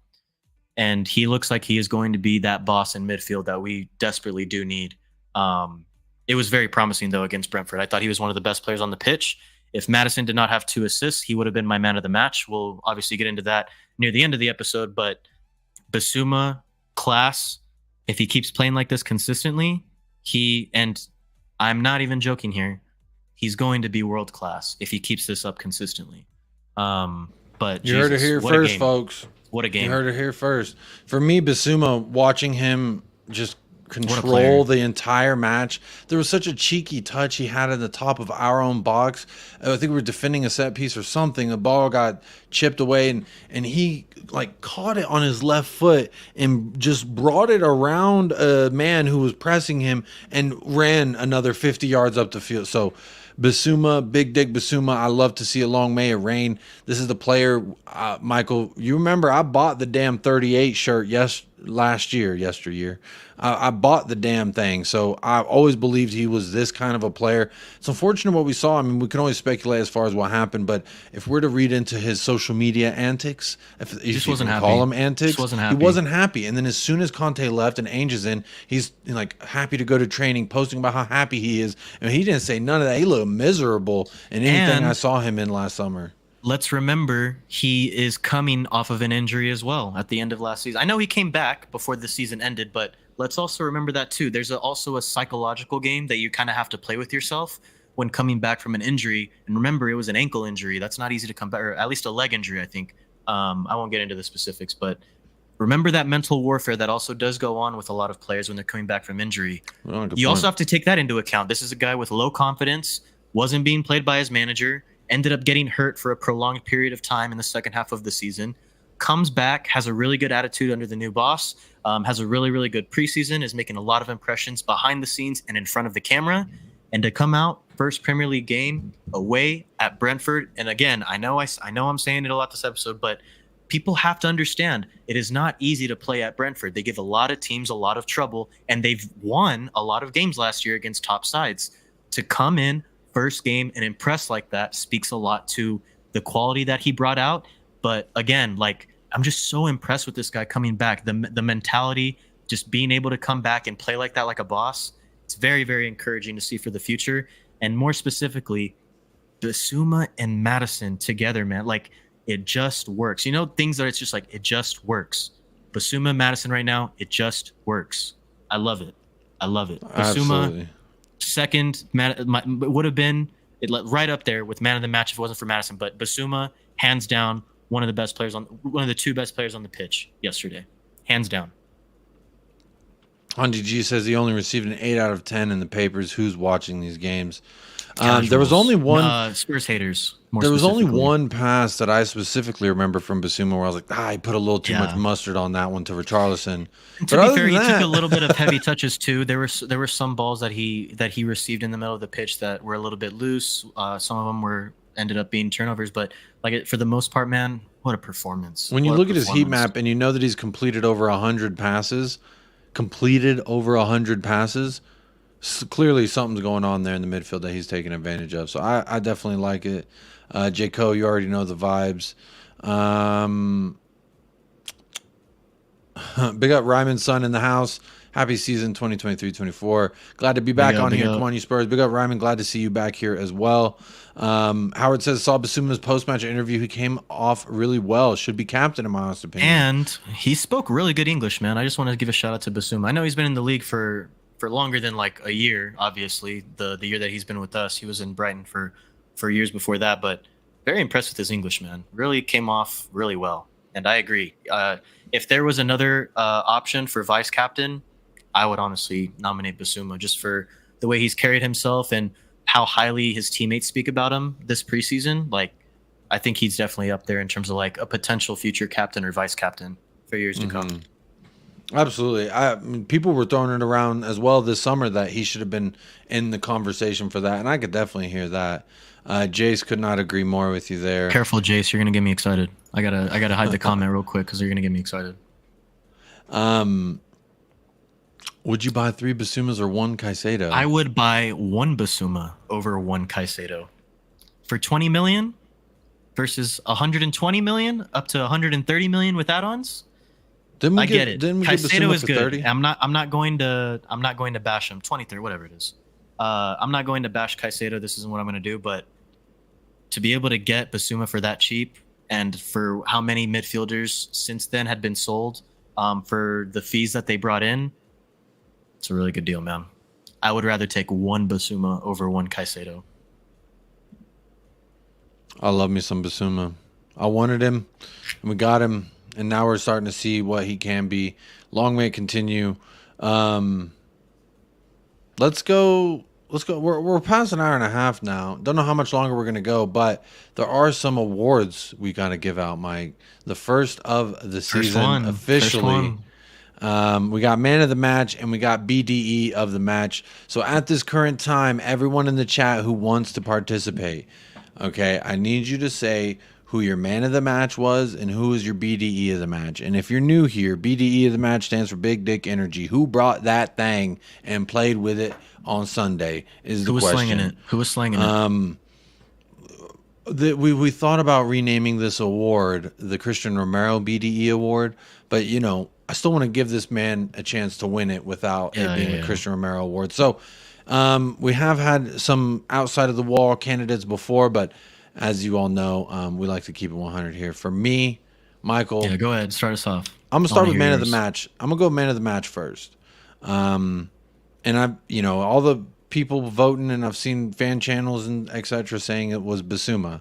And I love Basuma, and I love what he did. But honestly, anytime you have 2 assists to your name on the day when we have 2 goals, you have to be in that nomination, in my opinion. So for me, I'm saying James Maddison was my man of the match. He was absolutely phenomenal. Scored from a set piece. Michael, I remember you texted me when it happened, and you said we actually have a guy who can take set pieces again. So, dude, that cross to Romero was fucking sexy, man. That curl, the finesse, the power on it was perfect. When was the last time we saw that? At the Lane or just for Spurs in general? And I will answer it for you. Christian Eriksen. We have not had a set piece taker like that since Christian Eriksen. It has been 3 years, people. 3 years. I'm just over the moon, man. His set pieces were excellent. Obviously, one of them led to a goal, but very excited to have James Maddison on set pieces now, man. You hit the nail. Absolutely. He was fantastic. I mean, absolutely fantastic. And then you could also argue if Emerson Royale wasn't there to hit that second one, he could have won a free kick right outside the box, and who knows, he may have bagged another one there. So for me, that's my choice for man of the match. I think if you have to give 4 nominations out there, I'll give you my 4, and I want to hear yours, Michael, before we do BDE. I'm going James Maddison. My runner-up would be Basuma, and then my 2 honorable mentions, Mickey Van de Veen and Destiny Udogie. I thought that they were absolutely phenomenal as well. Those would be in that order is who. If I have to give a top 4 for my man of the match, that's who I'm giving. Michael, what about you? I think I agree with your 4. I think I'll switch Udogie and Van de Ven, just because of what Udogie was able to do on the other side of the pitch as well. Udogie, sorry. Oh, okay. Van de Ven, another pretty good shout in terms of like the pecking order for man of the match. I would love to put him as BDE, but I won't. We'll get into that a little bit. Man of the match, I'm going to agree with you, man.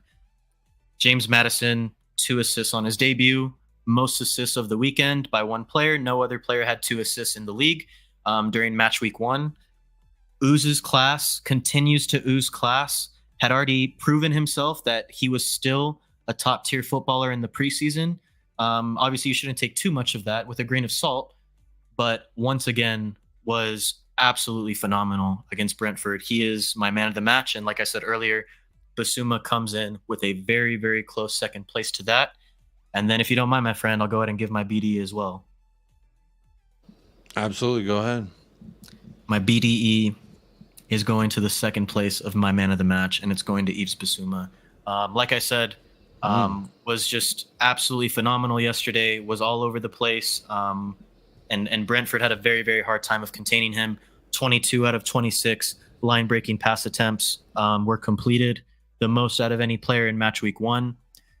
He came out with a statement. He came out and bossed that midfield along with Madison. If it wasn't going to him, I honestly would probably give it to Van de Ven. And if it wasn't going to him and Romero stayed on for 90 minutes and we had continued to just see that same performance that he was giving for those first 10, Romero might have gotten in there as well just because of the goal and everything. But Basuma, man, first BDE winner for me of the season. What about you? Well, that was actually my choice, but I want to give a little diversity here to the award. So I will change it. I'll give it to my runner-up. Let's see. I also want to say big up to JC in the house, giving us his thoughts. He's a Chelsea fan over there, enjoying himself some Pochettino. He is backed over there. Just want to say that. But before I give my BDE, actually, let me run through some of the chats I've starred, some of y'all's choices here, and I'll read them out before I give mine. Let's see. Wrong one there. Dry Rose Peanut says, man of the match, Basuma. BDE is Udogie. That's a great choice as well. Howard Vale says, man of the match, Basuma, and BDE, Van de Ven. Very good choices as well. I like that one, Van de Ven getting a BDE. Phil Baby says, man of the match, Madison, and a BDE award for Basuma. Going with what you went with, Michael. Cannot go wrong with that choice. J.Co., man of the match is Madison, and Basuma is very close second. Yeah, absolutely. right up very, there. very right close. up there. It's just 2 assists. It's hard for me to look past the goal contributing things. If we didn't get those 2 assists, we lose that match, and then we don't get to give out awards like we did last season. Jay says man of the match Basuma, and BDE goes to Matters. Hansi G Basuma BDE award. DVD is Van de Ven. And then Mile High Hotspur says man of the match is Madison, and his BDE is Sanchez. Ooh, nice.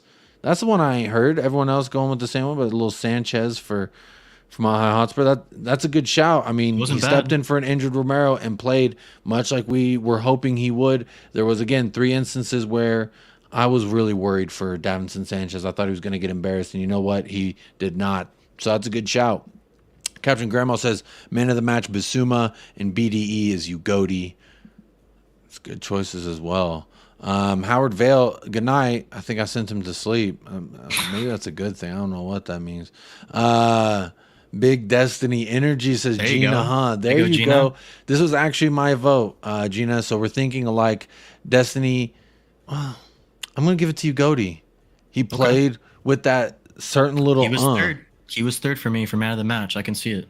My runner-up for BDE was going to be Romero because of the goal, but I'm going to change it to Van de Ven because he was just a tough when he comes off after 10, man. Like, yeah, I just wish I would have seen more of Van de Ven and Romero, man. That was my only gripe with watching Spurs yesterday. I wanted to see more of that Van de Ven and Romero partnership. I agree completely. I want to see more, so he can't get the award. So I'm going to give it to Van de Ven as a backup, as a runner-up there for the BDE. But that's going to be my choices. And I think that everyone, we can expect more from what we're seeing. J. Code does say here, Van de Ven deserves more credit. It was his first game in the Premier League, as was Destiny Ugodie's. And I thought both of them, you know what? I'm going to give it a joint. I'm giving them both to both of them. I'm going to change it live on air. BDE goes to Van de Ven, and it goes to Destiny Udogie, because I thought both of them, you know what, it's hard to pick what one did better than the other. They were both absolutely phenomenal in their gameplay. So I like what I'm seeing. I definitely like what I'm seeing. He stepped up in regards to Sanchez. Absolutely, Leo. I could not agree more. Marshall says, can't not appreciate what Madison did in that match. I think he will be the acting captain. I mean, we saw it even when Sonny was out there. He was pretty vocal with all the players as well.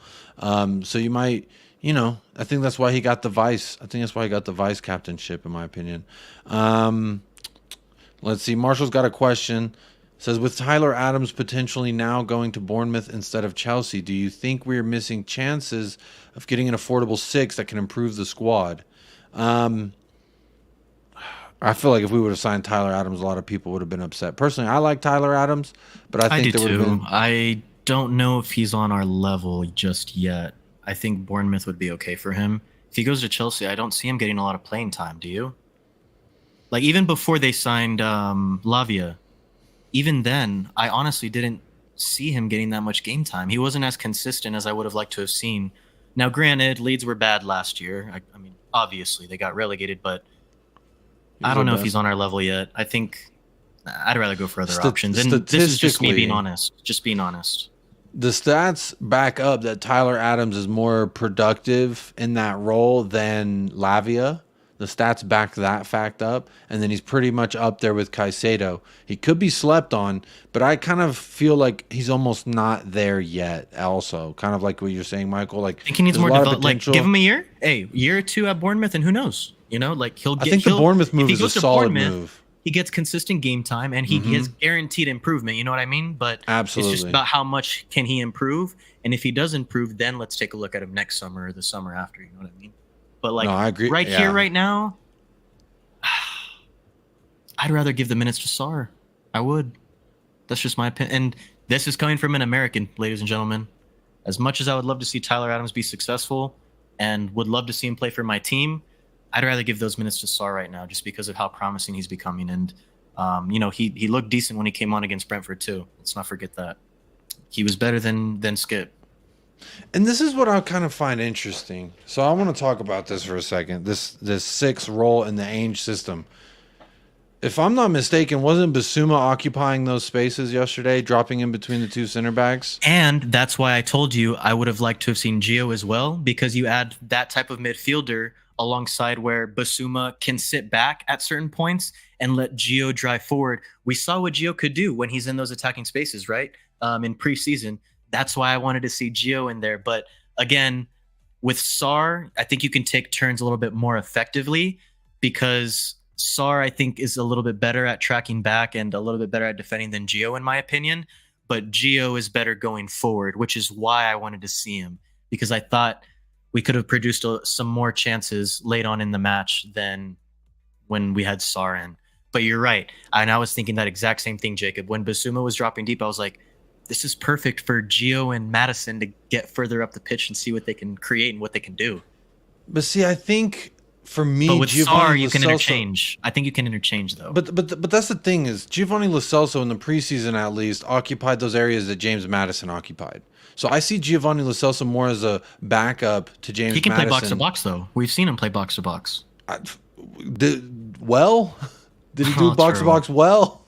I just don't know. Though. I trust Sarr to get back defensively and help out more than I trust Giovanni Lo Celso. I feel like Lo Celso, but your question was when Basuma gets back, would you have liked to have seen Sarr or Gio?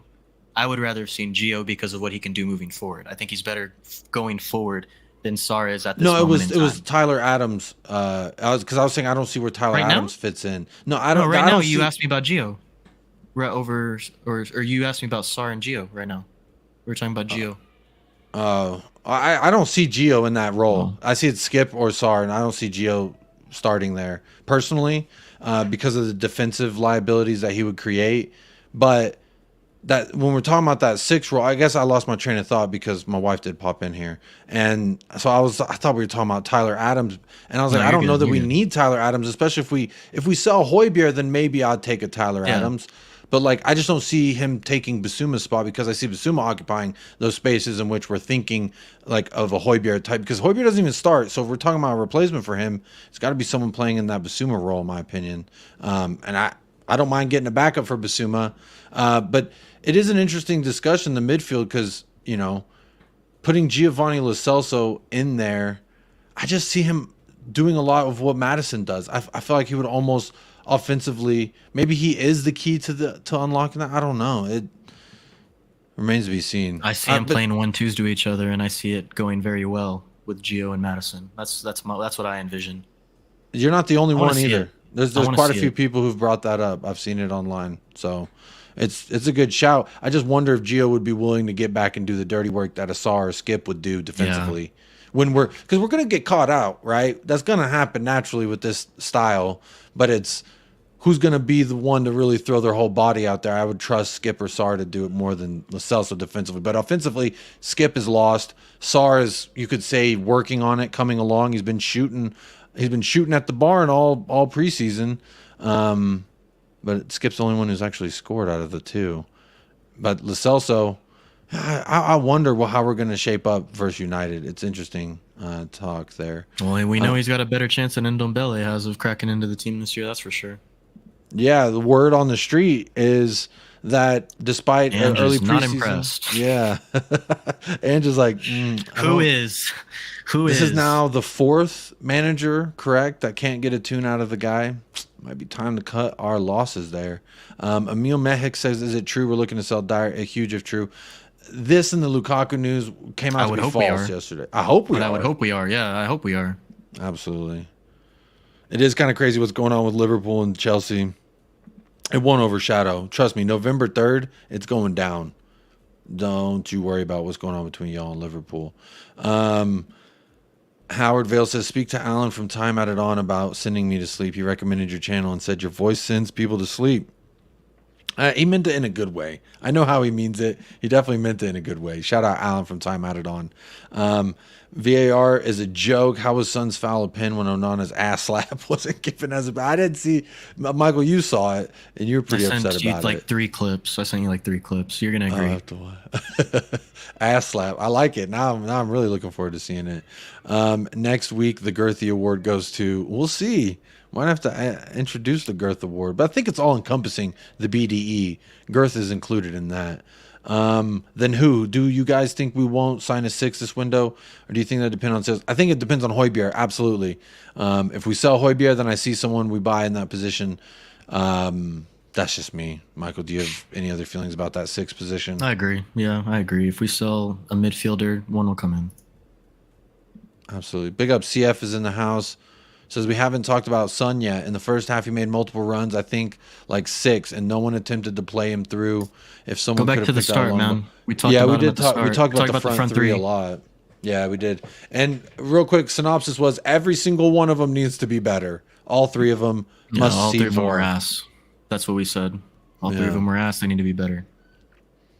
Skip served Little Purse playing ahead of Basuma, says she's Sherman, can't agree more. Dry Pina says, Mike, just wait to see that midfield when Bentancur is back. I will be here waiting, patiently waiting.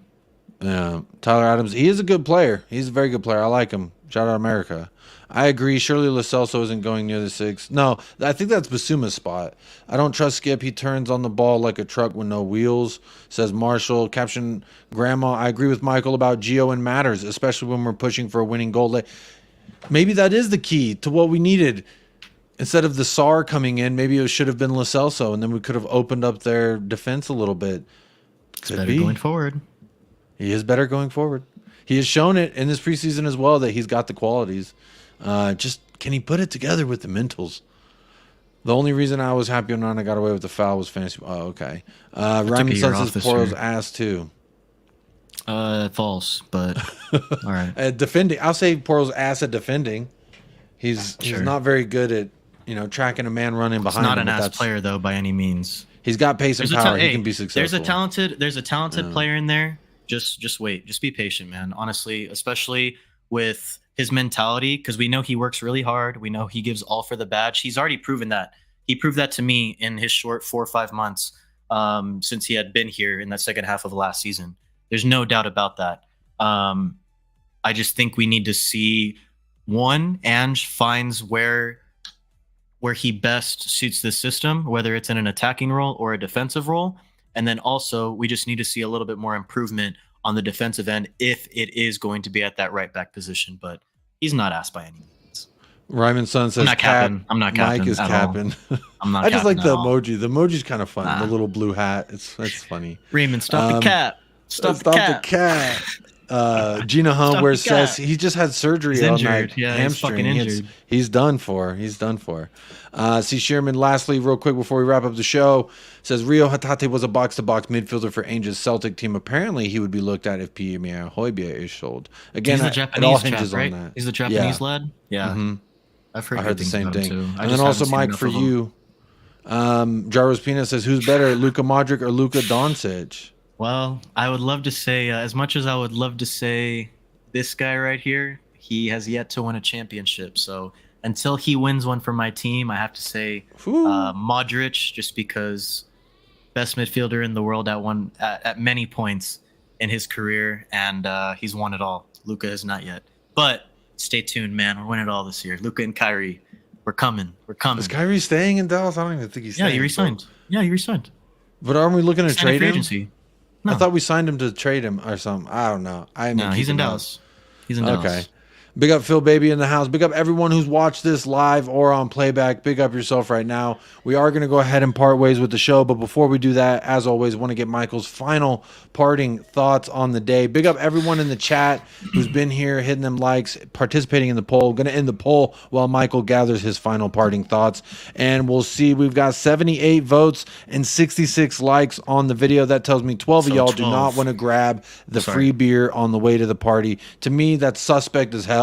You want to party, you want to drink beer, but you don't want to grab the free beer on the way in. That is hitting a like. It's absolutely free. Cost you not a single dollar. Cost you just a little bit of muscle movement just to do it. You don't have to go anywhere, but please do hit that like, hit that subscribe. We are furiously on the road to 2K subs here on the channel. Hopefully we can get that done before the calendar year's over. I think that's a pretty easy goal we could set there, but go ahead and start sharing this video with your mother, your brother, your cousin, your sister, your auntie, your uncle, because honestly, they all want to be a part of United Spurs of America. Go ahead and show it, and let's grow as a channel, and let's grow as fans together, and hopefully we get to award many more BDE and Man of the Match awards. Surely, but don't call me Shirley. But 75% say I loved it, and I'm just happy that we're back in regards to how they felt about the match yesterday. 13% says boring, but there's hope, and 10% say Super NES, happy with the result. That is Super New Era Spurs. I'm all in. Let's play together. And last but not least, 2%. So I think one person voted boring and we are hopeless right now. But don't worry, that one person. I have a hug waiting for you. Michael, talk to me nicely. So I'm going to start off my final thought with amending the answer to my to Peanut's question. Doncic is not better than Modric yet, but you know who is better than both? This guy right here. Just want to give a quick shout out. My final thought today is one, I'm feeling a lot better about our chances going into this weekend against United after seeing that result against Wolves. Hopefully I'll watch some extended highlights. I'll be able to kind of see just how bad they were. But who is better than both Lukas is this guy right here. I want to give a shout out to Dirk Nowitzki, who got enshrined into the Basketball Hall of Fame this weekend. Alongside some many great figures, including Popovich, Tony Parker, Dwayne Wade, just to name a few, Becky Hammon. Just want to give a quick shout out to Dirk Nowitzki, the only sports figure that has ever won a championship for any of my sports teams. Shout out, Dirk. You are the GOAT, the greatest Dallas sports figure of all time, and that is including all of the Cowboys combined as well. I don't care. The man put the city and the team on his back and brought me a championship. I love you, Dirk. What about you, Jacob? What's your final thought? Hey, you know what? He was inducted in the Hall of Fame, and I will never bash any time we're loving on some Dirk Nowitzki, because that is the man that I idolized my game after as a young man. So absolutely the GOAT. And he's a one-club team. And that's what you can't say about Harry Kane. Ironically, inducted on the same day that Harry Kane was announced to the Bayern fans. So was a little bit of it helped the blow of losing the GOAT, Harry Kane. But another GOAT got enshrined. So when one GOAT leaves, another GOAT will show up, surely, but don't call me Shirley. My final thought is I just want to say, Michael, it's been actually really great to have you re-ingratiating back into your seat. Now, this is your rightful seat right here, but just because you're sick for the week, we'll put you back on this side for now. But I'm so glad to have you back joining in on the channel. I also want to say a big shout out to everyone who's been showing some love to the channel. My final thought is we just kicked off the first of many final fun times that we'll see here at Spurs. I think that we as a club, Cap, Emmitt Smith. Hey, Emmitt's the GOAT. I don't care if he's got the rushing record. I don't care if he has the rushing record. I don't care how many championships he won. Wait, what are we doing?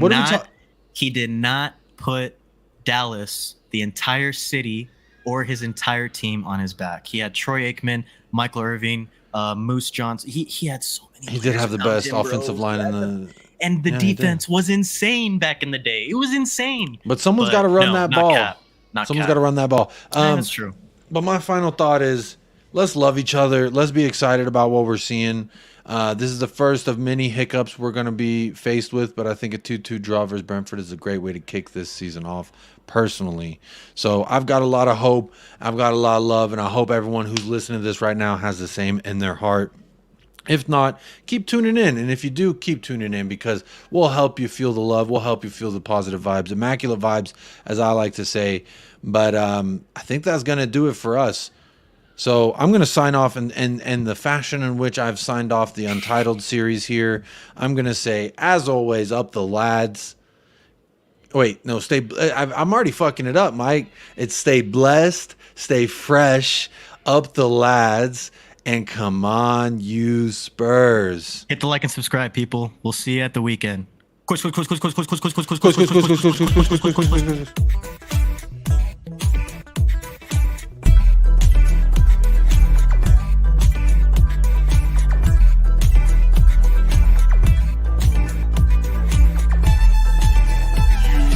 United Spurs of America, with your hosts, Michael and Jacob.